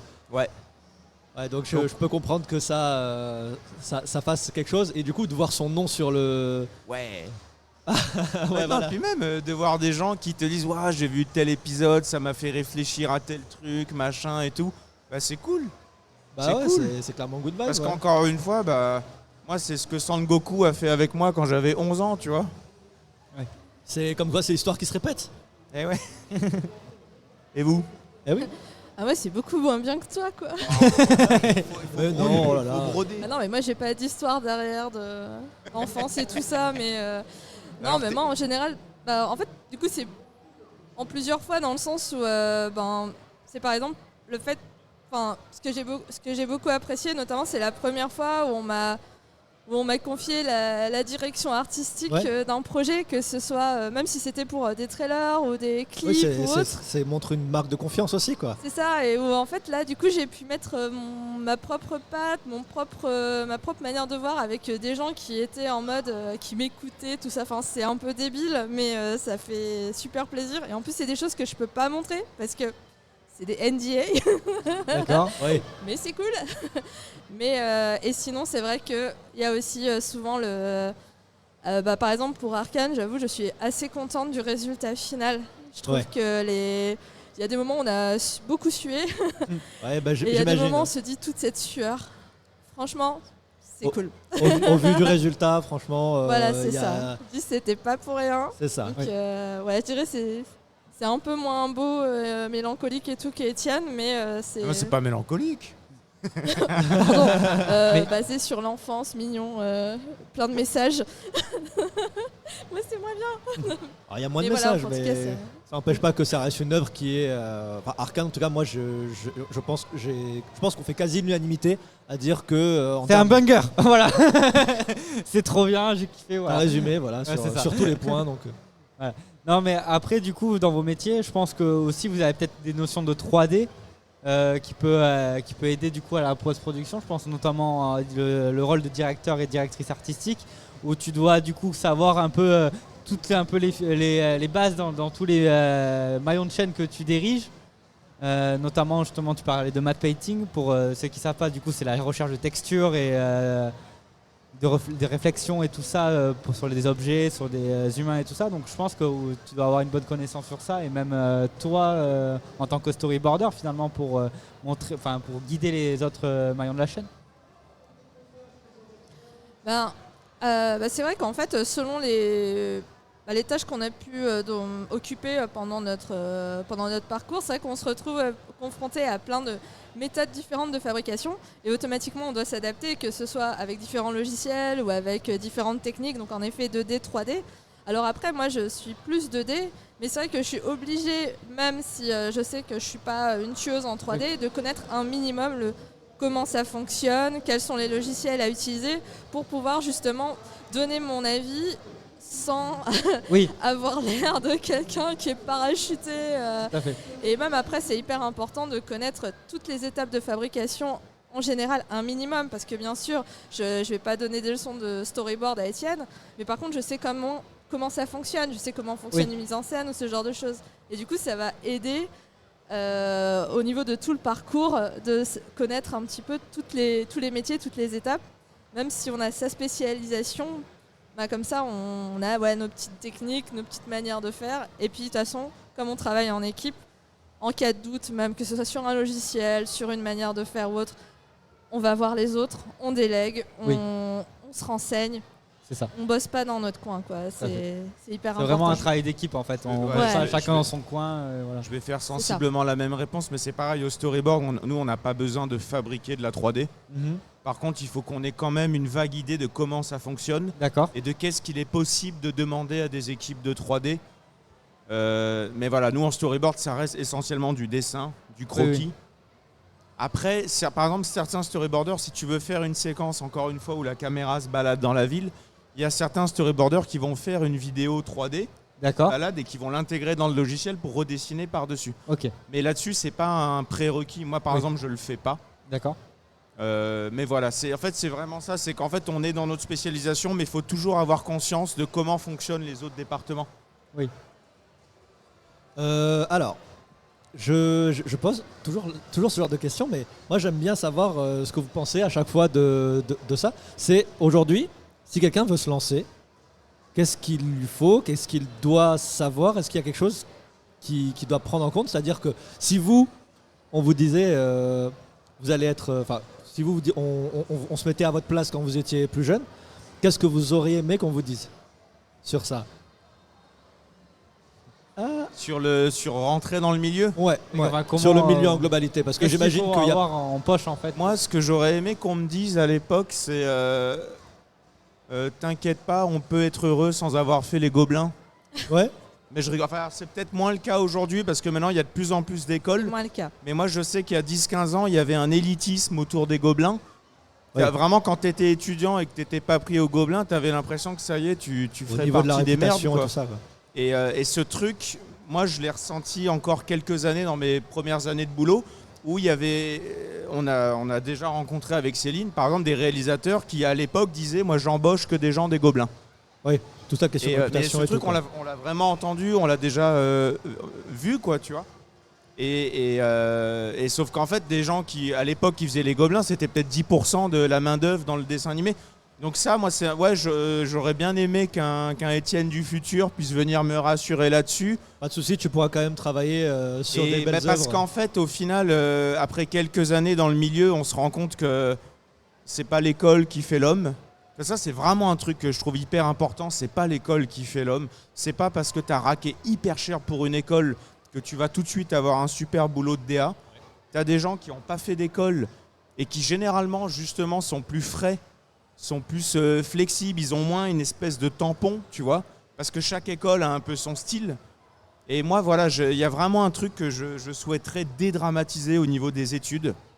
Et je le vois parce que je suis jury dans quelques écoles, tu vois, et en fait, le monde du travail, c'est pas le monde des études, en fait. Il faut bien comprendre que souvent, les écoles, c'est des microcosmes qui sont hyper déconnectés de la réalité du travail. Et moi, désolé, je déborde un peu, mais sur la question de comment rentrer dans le milieu, parce que c'est souvent la question à 10 000 €. Moi, personnellement, je suis team stage. Je pense qu'il faut faire autant que possible un max de stages, parce que c'est en étant sur le terrain qu'on rencontre les gens, qu'on voit comment ça fonctionne. On va pas se mentir, c'est aussi comme ça qu'on se fait du réseau. Oui.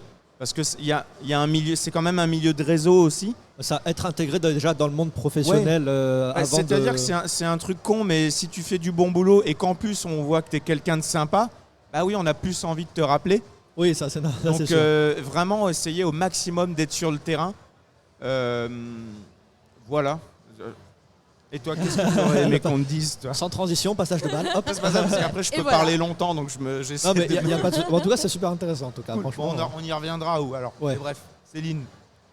Je vais te rejoindre sur le fait que pour moi, limite l'école n'a pas vraiment d'importance, mais par contre, le book, le portfolio, c'est vraiment pour avoir aidé dans plusieurs boîtes et avoir eu besoin de faire du recrutement pour notamment des Matt Painter, concept artistes ou BG de base. C'est que nous, en général, on regarde pas le CV. Mais vraiment, on regarde pas. C'est vraiment le portfolio, le book, le ArtStation. Maintenant, on passe beaucoup par ArtStation. On regarde direct sur LinkedIn s'il y a ou pas. Surtout quand on contacte directement la personne, sans qu'elle postule. Et même quand elle postule, on lui demande directement ses travaux. Et donc, hyper important le portfolio. Et surtout, hyper important de ne pas vouloir en mettre trop. D'accord. Genre, tous les dessins que j'ai faits, allez hop, les machins, faut que ce soit les représentatif quand même, mais sans en faire trop. C'est ça. On préfère avoir pas grand-chose, mais par contre, que ce soit qualitatif et que ça montre vraiment ce vers quoi aussi tu tends pour travailler. Genre, quelqu'un qui met que des personnages et qui me dit je veux faire du décor, bah... Oui, d'accord, c'est vrai que ça n'a pas forcément... on va regarder, on va faire, fais des décors. Par exemple. Donc, en fait, vraiment le bosser, en fait, le réfléchir en mode ne pas mettre n'importe quoi. Des choses où on a un doute, on se dit, oh, je sais pas trop, mais je le mets quand même, ça veut dire non, tu le mets pas. Ouais. Tu le montreras à la limite si on te le demande, parce qu'on dit est-ce que tu n'as pas plus de choses à montrer. Mais en tout cas, dans le truc de présentation, c'est vraiment comme un entretien d'embauche sur papier, en fait. Oui, d'accord. C'est à partir de là qu'on va donner des tests ou des entretiens. C'est une sorte de CV, quoi, en fait. Exactement. Pour nous, c'est plus important que le CV, que l'école, que tous ces trucs-là. Et après, le réseau, hyper important aussi, je suis d'accord. En fait, moi, j'ajouterais un truc, c'est que c'est quelque chose que j'adore dans notre milieu, c'est que c'est extrêmement pragmatique. Moi, en 15 ans de carrière, on ne m'a jamais demandé un diplôme. Et en fait, c'est un milieu très pragmatique dans le sens où tu arrives, tu montes un portfolio. Si c'est bon, souvent, ce qui va se passer, c'est qu'on va te donner un test. Par exemple, pour le storyboard, on va te donner 3-4 pages de script. Et du coup, tu les mets en scène, tu as 2-3 jours de test, quoi. Et si le test est concluant, bah, on t'embauche. Et là-dedans, il n'a jamais été question de CV. Et ça, je pense que c'est même pas un truc que je dirais à nos versions plus jeunes. Je pense que c'est un truc que je dirais aux parents. Ouais. Parce que les parents qui connaissent pas le milieu, ils ont toujours la croyance que si tu payes cher une école et que tu as un diplôme, tu as un boulot. Mais alors ça marche peut-être en école de commerce, mais en tout cas voilà, dans le dessin animé, c'est un travail d'artisan. Si tu sais fabriquer le banc, bah, c'est bien, et si tu sais pas le faire, bah au revoir. Voilà. En tout cas, merci beaucoup. Petit mot pour la fin. Où est-ce qu'on peut vous trouver sur les réseaux sociaux et dans la convention? Je suis pas très à jour des réseaux sociaux. Mais j'ai un site internet du coup avec mon nom et prénom, et sinon j'ai quelques trucs sur Instagram ou ArtStation, et sinon bah ouais, on va donner des dédicaces tout à l'heure. Je sais plus à quelle heure. Revérifier. Je crois que c'est dans 1 heure. En plus. Dans 1 heure. Pas longtemps, ouais. D'accord. Juste Donc, après le hésitez café. Et alors moi, Instagram, Twitter, c'est Coco Shonen. D'accord. Coco comme la noix de coco et Ouais. Shonen comme Naruto. Coco Shonen accroché, c'est pareil. Coco Shonen collé, et bon, mon logo c'est un pied jaune, on peut pas le D'accord, bah, louper. nickel. Et moi j'essaye d'être plutôt actif sur les réseaux sociaux, mais plus sur mes trucs perso justement. D'accord. Bah, ne serait-ce que parce que le boulot pro on peut jamais le montrer en général. Et sinon oui, on a des stands de dédicaces au fond, et on a une conférence tout à l'heure. Je pense qu'on va redire la même chose à peu près. Moi je l'ai donné Ah oui, hier, toi, ma c'était conf. hier, pardon. Bah, moi du coup j'ai pu m'entraîner. Ouais voilà. D'accord. Écoute, merci Ouais. beaucoup en tout cas. Merci à vous. C'était un Merci bon à moment. vous. En tout cas, merci d'être venu, et bonne fin de festival en tout cas. Merci beaucoup. Merci. Merci. Bonne continuation. Merci. Bonne journée. On apprend des choses. Je crois que nos prochains invités sont déjà là. Si vous voulez, venez. Hein. Vous pouvez déjà monter sur scène, il n'y a pas de souci. Oui, allez-y, Hop. venez, installez-vous. En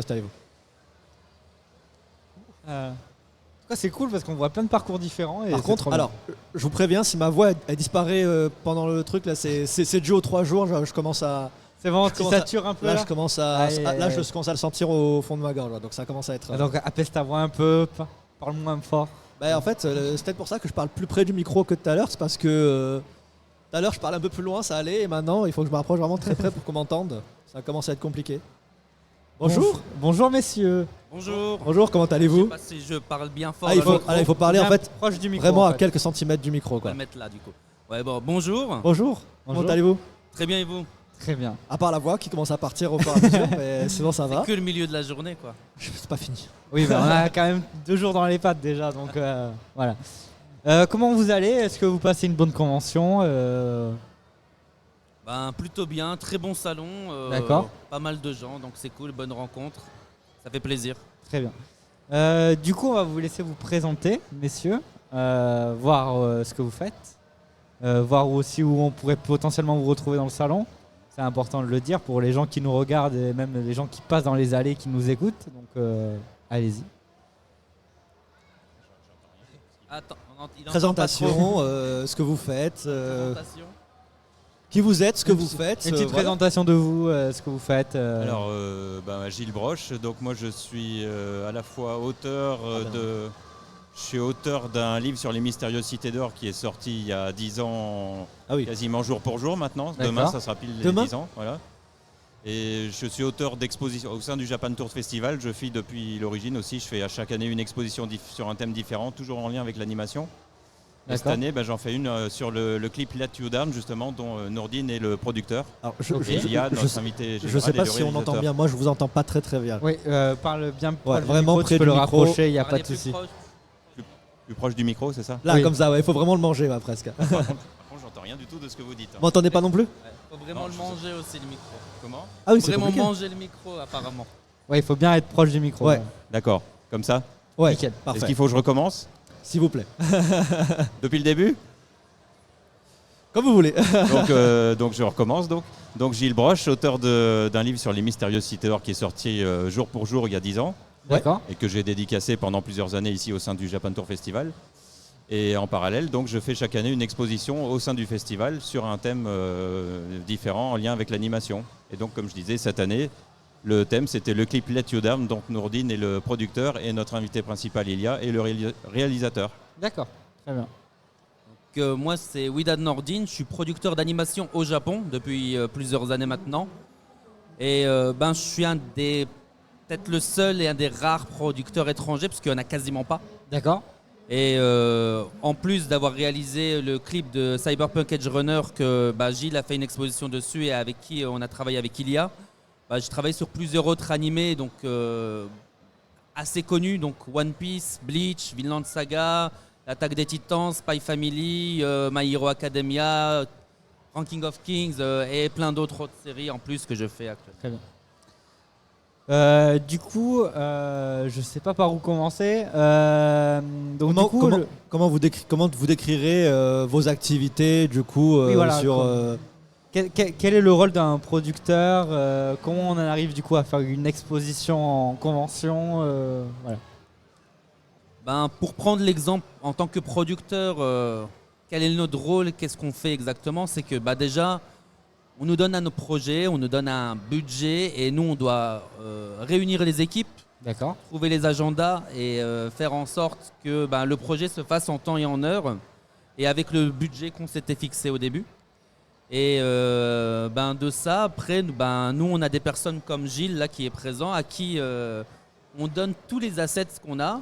Et avec leur talent, ils arrivent à faire des expositions, par exemple comme il a fait sur Edge Runner, pour présenter nous notre travail.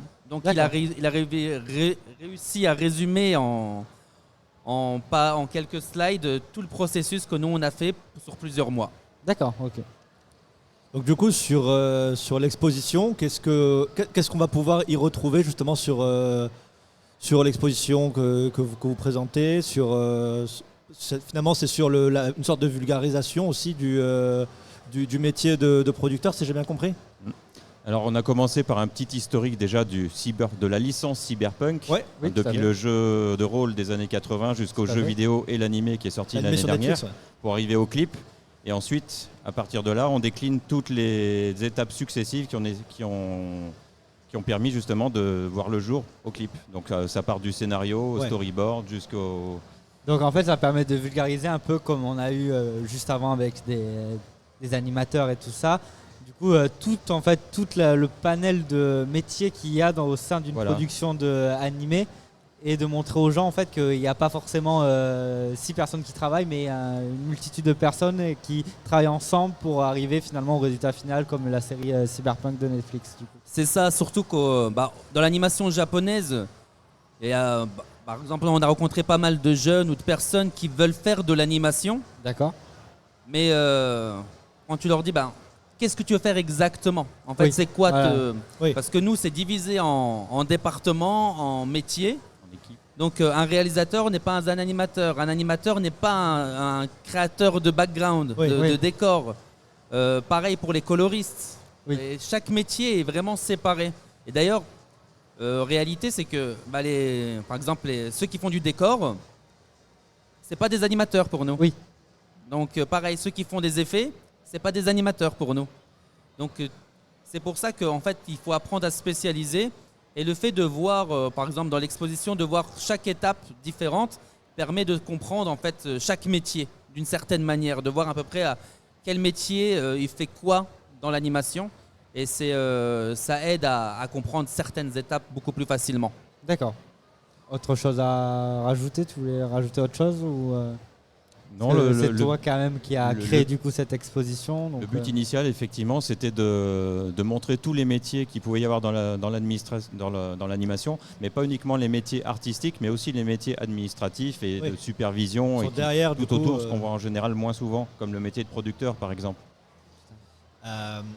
Qu'est-ce que je voulais dire? Je suis désolé. Du coup, dans votre, moi, j'ai pas eu encore trop le temps de visiter un peu l'exposition. Il faudra que j'y aille d'ailleurs. Mais parce que franchement, c'est vrai que c'est un écosystème généralement tout ce qui tourne autour de l'animation assez vague, assez secret. Vous faites du coup ça en convention, mais est-ce que du coup, suite à cette convention-là, vous allez peut-être publier aussi une mini-expo sur Internet? Parce que je sais que par exemple des comptes comme ArtStation, de gros studios de jeux vidéo ou de cinéma d'animation, proposent aussi justement de montrer au public en fait les différentes étapes dans un réseau plus large en fait sur Internet. Est-ce que ça vous arrive de le faire? Est-ce que on l'avait fait une année à Japan Expo quand on avait pris un stand avec notre studio. Le truc, c'est que là, pour cette exposition en question, il faudrait revoir si il y a des possibilités de le réutiliser ailleurs. Voilà, des droits et tout ça. Au niveau des droits et tout, pour voir avec si des projets là-dessus. Mais je trouve que c'est assez intéressant. Vraiment, Gilles a fait un excellent travail là-dessus pour vulgariser notre travail à nous dans les studios. Donc j'espère que ça ne va pas s'arrêter là et qu'on pourra en faire quelque chose. Cependant, après, comme je disais, moi, mon travail principal, c'est de faire d'autres œuvres également. Oui, tout à fait. Donc là-dessus, c'est vrai qu'il y a toujours ce problème, ce souci du droit et de faire qu'est-ce qu'on peut montrer, qu'est-ce qu'on ne peut pas montrer, jusqu'où. Et ça ne demande qu'à être discuté et négocié parfois. D'accord, ok. Et du coup, alors là, c'est plus pour toi la question. Tu disais que tu es producteur du coup d'animation japonaise et que tu étais peut-être le seul étranger, ça, donc en dehors du Japon à le faire. Ça n'a pas été trop difficile de se lancer là-dedans? Il n'y a pas eu des difficultés qui... Si, justement, en fait, c'est ce que je dis. En fait, je veux pas mettre des paillettes un peu partout, dire que c'est tout beau, tout neuf. Non, ça... Le Japon, c'est magnifique. Le métier, c'est magnifique. Ben non, c'est comme tout métier. C'est difficile et il faut être professionnel. Le souci, c'est quand on travaille au Japon, faut parler japonais. Et je le dis tout le temps, c'est la première chose, le conseil que je demande aux gens, c'est vous voulez rentrer dans les studios japonais, vous voulez travailler dans l'animation japonaise au Japon, d'abord on commence par le japonais, avant même de commencer par le dessin. Ouais. Parce que faudra vous faire comprendre, faudra essayer de comprendre. Et pour avoir ces clés-là, ça passe par le langage. Et ça a été difficile au début parce que il y a plein de différences culturelles et même dans la production en fait, dans la manière de gérer la production en France, la productivité en fait qu'on a en France. Au Japon, c'est différent. C'est vraiment vraiment différent. Donc il faut s'adapter à tout et il faut être prêt à faire beaucoup de concessions. C'est des différences donc de manière de travailler, de communication, c'est-à-dire quelles vont être finalement les grosses différences, les grosses difficultés que tu vas avoir lorsque tu vas communiquer avec le Japon, toi, du coup? Je pense le plus gros souci, c'est la communication. Vraiment la communication, parce que déjà entre Japonais, ils communiquent très peu et très mal. D'accord. Par exemple, ils vont pas directement. En fait, c'est très mal vu d'aller au clash, c'est très mal vu de dire les choses qu'on pense, ou bien remettre en question quelque chose. Et du coup, pour nous étrangers, qui, par exemple, on voit le problème, il est devant nos yeux, on va dire c'est peut-être ça le problème. Et tout le monde fait faut pas le dire, faut pas le dire. Oui, c'est vrai qu'il y a une forme de politesse où ils disent jamais. Voilà. J'avais entendu ça, mais ils ne pointent pas du doigt directement les choses et c'est beaucoup de sous-entendus finalement. Et des choses qui peuvent nous paraissent pas forcément communs en fait. Donc, je pense, ça doit dérouter, j'imagine, la première fois que tu communiques avec des personnes d'origine japonaise. Ça doit te dérouter, j'imagine, d'entrer en communication avec eux et de dire le problème, ça peut être ça. Oui, justement, c'est comment tu réagis à ce moment-là? La différence de culture et tout ça. Comment tu fais en fait? Pour être honnête avec vous, en fait, au début, tu te dis mais on a tous vu que c'était ça le problème et on le sait tous. Oui. Mais personne n'ose le dire et en fait, faut bien qu'on le dise pour qu'on règle ce problème. Et qu'on puisse avancer après dans la... Et du coup, comme personne n'ose prendre la responsabilité, parce que pareil, le mot-clé, c'est aussi responsabilité, personne ne veut prendre des responsabilités au Japon. Donc, nous, on n'a pas peur de ce mot-là en France, on va dire. Donc, tu te dis, non, Tanaka, ici, c'est pas bon. T'as pas fait un bon truc. Et du coup, ça réagit comment? Parce que du coup, si... T'as deux réactions. T'as soit le côté où que... les gens autour de toi, ils sont choqués que tu aies dit ça devant tout le monde. Ouais. Mais aussi, tu as la réaction que la personne en face, ça va lui faire plaisir parce qu'au final, pour une fois, il y a quelqu'un qui est franc avec lui. Oui. Donc, soit il va pas aimer la franchise, soit au contraire, il va être très reconnaissant de la franchise parce que au final, si c'est des trucs que tout le monde pense, il va se dire en effet, j'ai peut-être merdé là-dessus. et il va. Oui, d'accord. Dans ce cas, il va se remettre. Il y a une introspection. Il va se remettre en question. Oui, même pour lui, pour qu'il puisse aussi progresser aussi dans son milieu. Bah, écoute, merci. J'ai une question du coup un peu plus globale. Ça c'est pour vous deux. Comment on vient à s'intéresser au milieu finalement de l'animation, que ce soit japonaise ou française d'ailleurs? Comment on vient à s'intéresser? Pourquoi vous vous êtes intéressé vous au milieu de l'animation? Déjà parce que comme beaucoup de monde, je pense, quand on était jeune, on a suivi beaucoup de dessins animés, puis à un moment donné, on s'est posé la question, tiens, comment c'est fait, comment ça marche? Puis on a creusé la question, puis on a rencontré des personnes qui ont pu nous expliquer, des choses comme ça. Puis petit à petit, on finit par en savoir un peu plus, et puis par les contacts, comme on disait tout à l'heure, effectivement. D'accord. Et du coup, c'est par curiosité finalement, mais après tout le monde n'a pas forcément la curiosité d'aller creuser aussi loin que vous l'avez fait finalement. Moi personnellement, quand j'étais jeune, j'aurais voulu travailler dans l'animation, mais bon, les écoles étaient déjà chères, mes parents n'avaient pas les moyens, donc j'ai fait des études entre guillemets classiques, j'ai fait des sciences. Ce qui me permet par un autre côté en parallèle de comprendre aujourd'hui peut-être plus facilement la technique de l'animation, plus que si j'avais fait juste des études littéraires par exemple. Oui, c'est pas totalement faux après, mais voilà, c'est même des personnes très intéressées après, elles vont pas forcément jusqu'à décortiquer chaque maillon d'une chaîne, c'est-à-dire je pense qu'il y a beaucoup de gens aujourd'hui qui ont une certaine culture, parce que c'est vrai que ça se démocratise en partie notamment grâce à Internet, YouTube, etc., où pas mal de personnes en parlent, mais je pense qu'il y a quand même pas mal de choses qui restent assez invisibles. Est-ce qu'il y a justement des parties qui sont trop méconnues dans l'animation du coup? Est-ce que vous saurez m'en dire quelques-unes et aussi pourquoi elles seraient potentiellement méconnues? Après, il y a aussi le fait qu'à un moment donné, quand on veut creuser l'animation japonaise en particulier, il faut connaître le japonais. Il faut lire les livres en japonais, parce que des livres français sur l'animation japonaise, il n'y en a pas beaucoup. Donc, il y a un moment donné, il faut se dire, j'ai pas le choix, il faut que j'apprenne le japonais. Donc, c'est ce que j'ai fait, effectivement. Alors, je le parle, je ne l'écris et je ne le lis plus que je ne le parle, mais quand je lis un livre, j'arrive à déchiffrer ce qui est dit dedans. Et donc, j'ai appris avec le temps à connaître les termes techniques. Après, moi, je vais faire un peu écho avec ce qu'avait dit tout à l'heure Étienne. Oui. Il avait dit, en fait, il ne faut pas se casser la tête avec les écoles de dessin. Moi, je suis génération Club Do. Donc, comme beaucoup de gens, en fait, je pense que je peux avoir un parcours que beaucoup de personnes pourraient avoir ici. C'est que moi, je suis fan d'animé. Et j'ai eu l'occasion quand je suis rentré dans le métier là, en fait, je connaissais un peu le directeur de l'ancien studio de Gonzo, qui était un studio d'animation très prolifique dans les années 2000. C'était fait par les anciens de Gainax d'ailleurs. Donc Monsieur Murahama, à la rigueur, m'avait proposé de m'occuper de la partie internationale d'un studio qu'il allait mettre en place. Et du coup, c'est comme ça que je suis rentré dans le milieu directement, dans la production. Et de fil en aiguille, maintenant, j'ai continué dans ce métier. Mais quand je disais que je faisais écho avec ce que disait Étienne tout à l'heure, dans le sens où que maintenant, les écoles, il ne faut pas se casser la tête à se dire il faut à tout prix aller au Gobelin ou autre.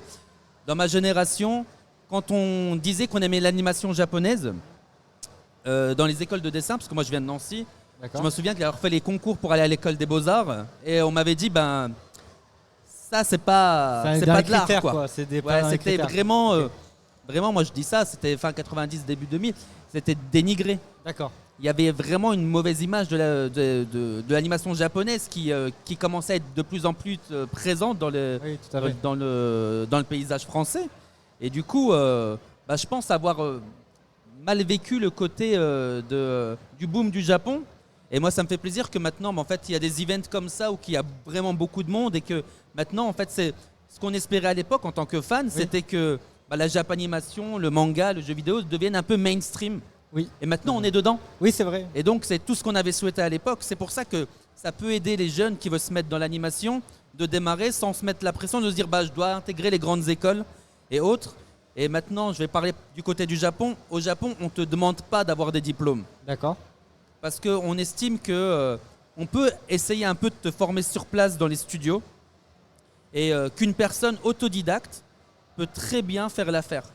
Si tu t'habitues à dessiner, tu apprends les techniques japonaises d'animation et que tu rentres dans le milieu, je ne vais pas te demander d'avoir fait 3 ans ou 5 ans au Gobelin. Si tu sais faire et que tu montres que tu es capable, je te donnerai peut-être ta chance sur quelques cuts pour voir ce que tu es capable de faire. D'accord. Ça va te baser aussi sur, comme disait Céline avant, le portfolio, tout ce qui va être finalement ce qu'on a déjà fait, mettre en avant ce qu'on a déjà fait c'est une sorte de CV finalement, c'est-à-dire que c'est une sorte de CV de ce qu'on peut faire. Je m'arrête 2 minutes, j'ai vu qu'il y avait une question dans le chat, c'est comment tu t'es retrouvé à travailler au Japon et quel est ton parcours ? J'y ai répondu un peu brièvement, mais oui. Comme je disais, donc travailler au Japon, le Japon j'y vais depuis très très longtemps, j'y ai vécu longtemps et comme je disais, le patron de Gonzo m'avait recruté à l'époque pour m'occuper du studio.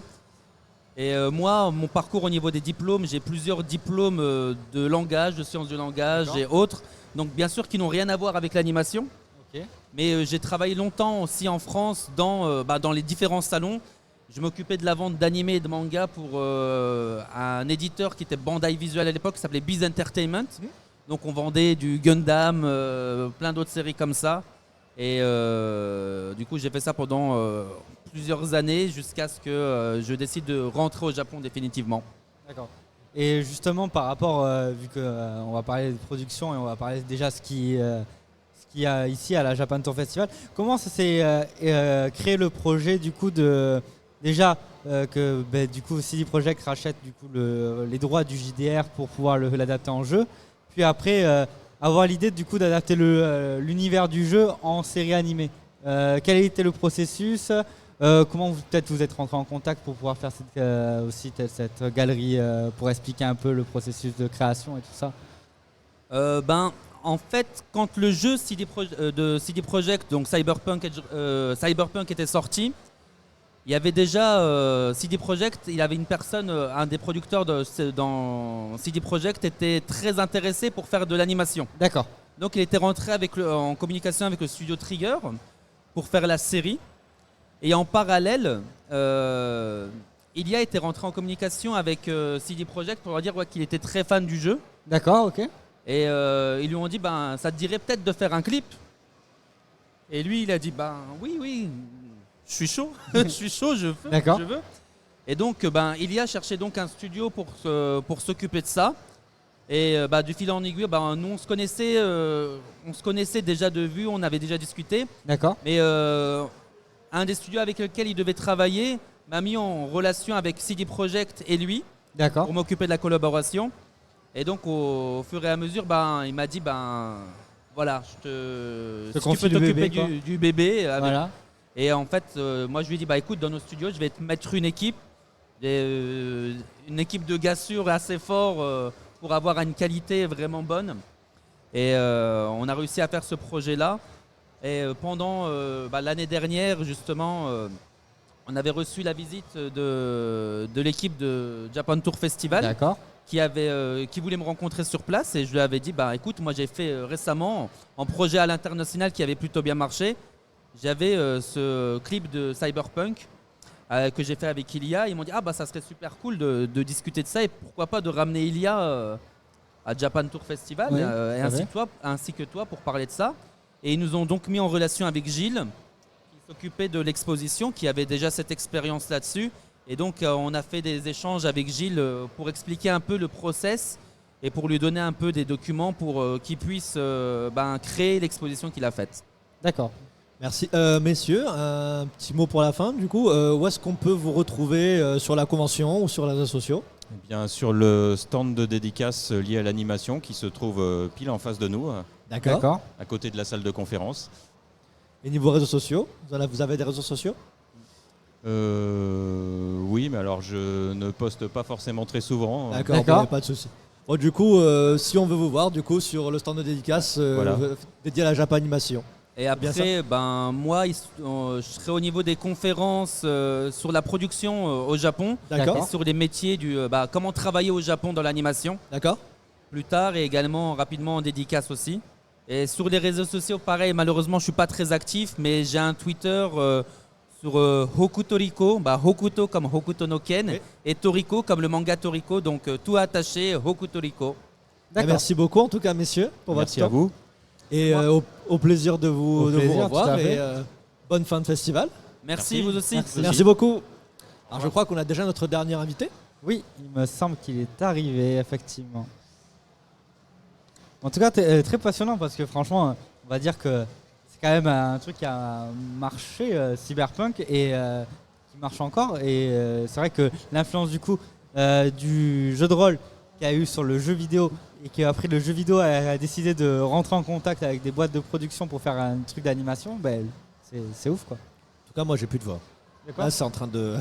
Je suis en train de perdre ma voix là. Ah ouais, cet après-midi où tu veux. Où tu te sens le mieux, hein, fais comme chez toi, t'as une chaise. Bonjour. Bonjour. Salut. Ça va? Comment vas-tu? Nickel, et vous? Ma voix qui disparaît de plus en plus. Mais, de mon côté aussi, ça commence à saturer aussi. C'est les 3 jours de Japan Tour là. C'est un peu, ça force ça. Comment vas-tu? Passes-tu une bonne convention? Ah oui, en plus, moi c'est mes premières conventions, du coup, c'est première un peu la découverte là. Okay. C'est les premières fois que je fais des dédicaces. Du coup, c'est une super bonne expérience. Franchement, c'est fatigant, mais c'est que de l'amour. Du coup, c'est motivant en même temps. Donc, on va te laisser te présenter dans un premier temps et après, on va rentrer avec toi en discussion. Ouais, on va. D'accord. Moi, je m'appelle Nicolas Jaffray. Ça fait 3 ans que je suis sorti d'école et j'ai travaillé dans l'animation, du coup.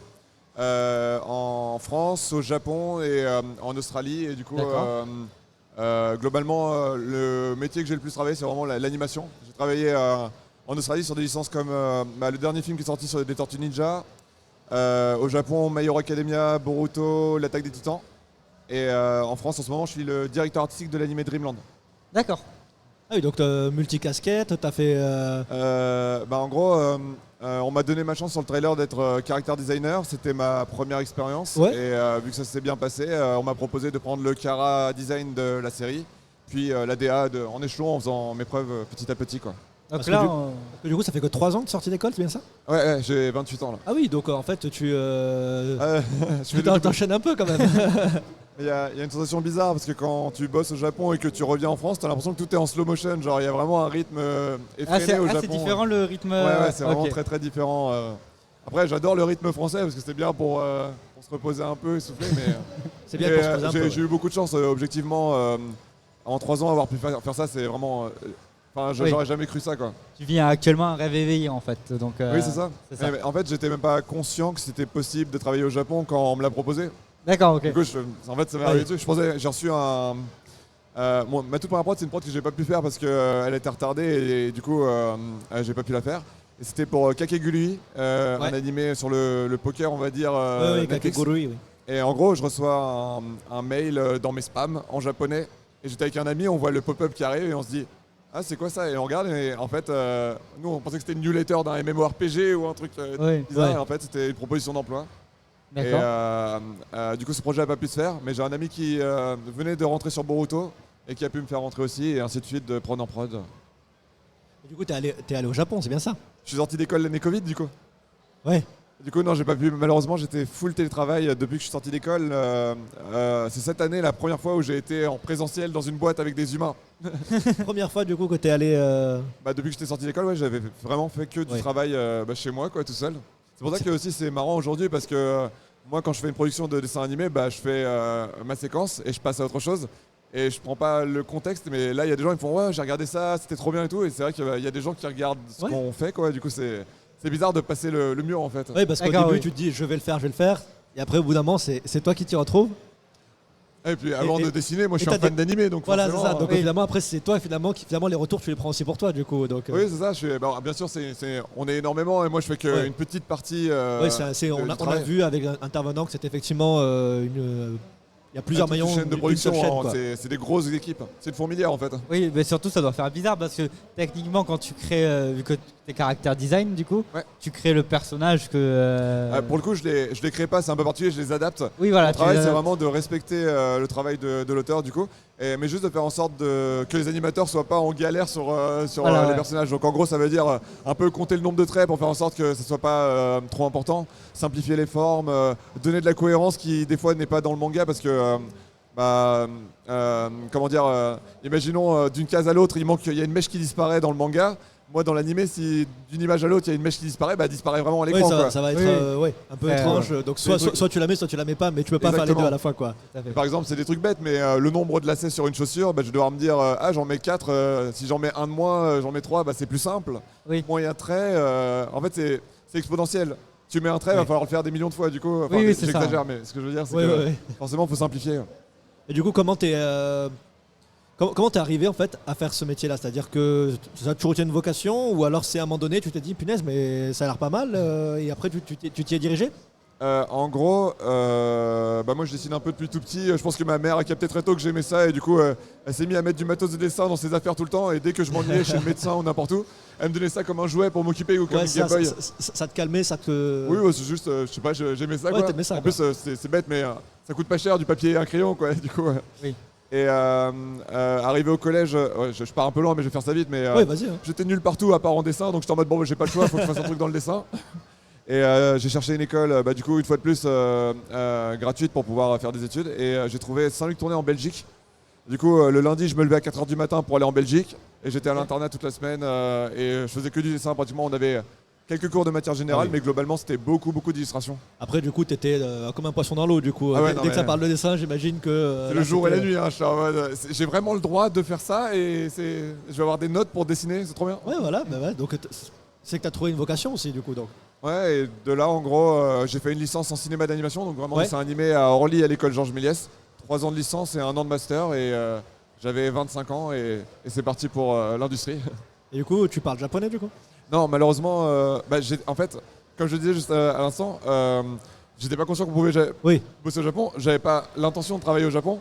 Oui. Du coup, ça m'est tombé dessus, et non, en 3 ans, j'ai pas eu le temps d'apprendre le japonais du tout. Malheureusement, pensant que je travaille avec des traducteurs et c'est très compliqué. Et d'ailleurs, c'est la raison pour laquelle j'ai pris que 3 prods au Japon. Et là, en ce moment, j'arrête et je travaille en France parce que j'aimerais bien apprendre le japonais pour pouvoir y retourner plus fort. T'es en cours d'apprentissage du Exactement. Japon. Parce que nous, un peu sur le tas, du coup. J'ai même pas encore commencé à l'apprendre, mais je sais qu'il faut que je le fasse parce que la communication, c'est tellement important. Parce qu'on a vu, en tout cas, avec les personnes qui sont passées avant toi, ça avait l'air quand même de faire une unanimité. C'est le Japon. Il faut quand même, si tu as de la chance, tu peux le faire du coup sur des studios français avec des traducteurs. Mais après, ce qu'il me disait, c'est bon, tu veux travailler pour des Japonais ou alors aller au Japon. Bon, là, ça va être assez vite pénalisant, voire. Et tu peux faire des erreurs sans faire exprès. Genre, par exemple, juste en comprenant pas la manière de travailler, tu peux donner du travail aux gens qui passent après toi sans faire exprès. Par exemple, en faisant trop d'images ou des choses comme ça. Et du coup, il faut vraiment faire attention. Parce que quand tu arrives dans l'industrie, en fait, on n'est pas formés, nous, en tant que Français. Mais non, c'est pas la même mentalité ni la même culture. Et du coup, en fait, on doit grappiller, un peu gratter les infos par-ci par-là. Moi, ce que je faisais, c'est que j'allais sur Internet et je traduisais des sites japonais qui expliquaient comment faire de l'anime pour essayer de comprendre, en fait. Et tu cherches, tu creuses et tu as une info, puis deux, il y a quelqu'un qui te dit « Ah, ça, faut le faire comme ça ». Et au fur et à mesure, tu te fais ta vision de l'industrie, mais qui est un peu éloignée de la vraie vision de l'industrie. Du coup, c'est ça qui est un peu compliqué. Après, c'est ça, c'est pas les mêmes manières de travailler, c'est ce qu'on a vu nous en tout cas avant, où ils n'ont pas forcément la même mentalité, il y a des choses qui se disent peut-être pas de la même manière, voire des fois qui se disent pas du tout, hein, du coup, donc c'est particulier. C'est une culture différente. Ça peut être même pas handicapant, ça peut être juste, tu peux juste ne pas pouvoir travailler dans ce domaine-là, en tout cas avec ces personnes-là, quoi. Donc un truc qui est très cool par contre, c'est qu'en termes de communication, vu que les Japonais parlent très peu anglais, et que moi du coup je parlais pas japonais, il y avait une sorte de, pas de complicité, mais en gros c'est un peu en mode je suis désolé de pas parler anglais, il disait, et moi je suis désolé de pas parler japonais. Du coup c'était un peu, on était tous en galère quoi, et du coup il y avait une sorte de complicité en mode on s'aide, on va y arriver, ça va aller. Du coup c'est ça, après j'imagine qu'il y a des termes, c'est ce qu'on nous disait du coup, c'était comment ça s'appelle, j'ai oublié son prénom, pas Stanislas, c'était... Oui, je vois ce que tu veux dire. Et en gros, celui qui est passé avec Stanislas, il me disait, en fait, on devient complice aussi, c'est un peu pareil que ce que tu disais, parce que il parlait beaucoup en mime, en fait, et les termes techniques, à force, ils remontaient à terme. Donc du coup, c'est un peu ce que tu as l'air de raconter par rapport justement à cette c'est comme quand tu rencontres quelqu'un dans la rue, que tu parles pas la même langue et tu essaies de t'exprimer comme tu peux. Moi, des fois, ça m'est déjà arrivé de faire des dessins pour expliquer, parce que j'avais pas d'autres moyens de communication, en fait. C'est vrai. C'est ça, surtout en plus, quand vous dessinez, c'est vrai que ça serait dommage de pas utiliser ça, quoi. Plus avoir un dessin de ce monsieur sur une serviette pour expliquer, dédicacé en plus. Ah non mais en vrai moi je suis vraiment je suis une miette comparé à l'industrie en fait, je suis qu'avec des cadors. Par contre c'est vrai que c'est super bien pour prendre de l'expérience au Japon parce que en 3 ans du coup en 1 an et demi, parce qu'en fait la période où j'ai travaillé au Japon c'était vraiment très court, j'ai vraiment l'impression d'avoir step up, mais pas forcément en niveau en dessin mais en compréhension de l'industrie en fait. Genre je me cassais moins la tête et j'allais plus vite parce que je réfléchissais le truc différemment. En fait, la réflexion japonaise, elle est très intéressante. Ouais. Et du coup, donc c'est ça, c'est ce qu'on nous disait aussi, c'est il faut rentrer dans, parce qu'on apprend des choses à l'école, j'imagine, mais c'est vraiment la pratique, quoi.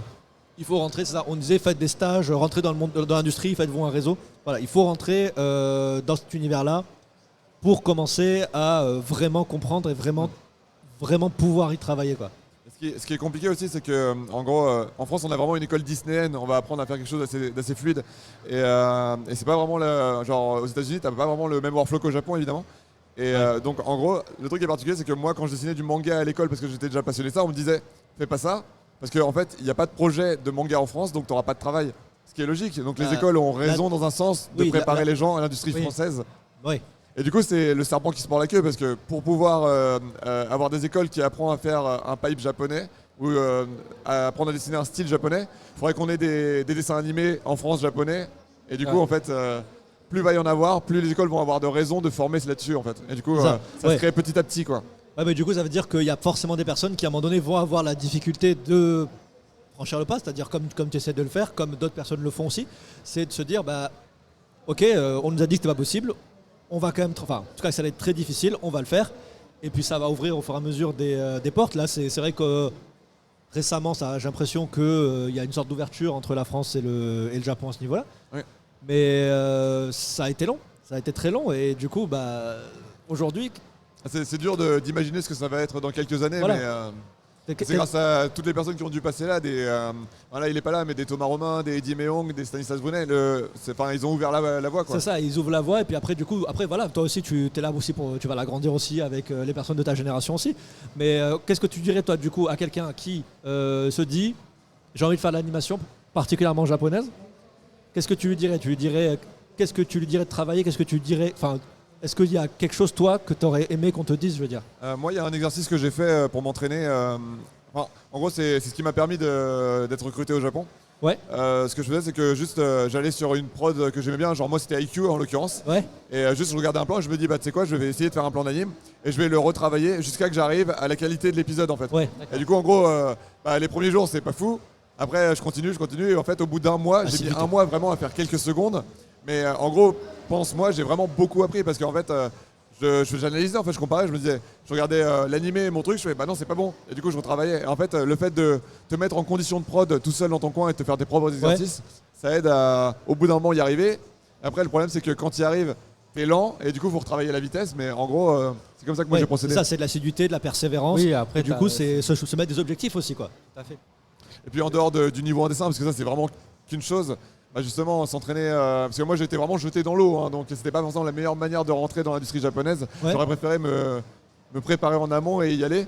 Mais le truc, c'est que quand on te propose une série d'animés, que t'es jeune, que t'es passionné, je pouvais pas refuser Boruto.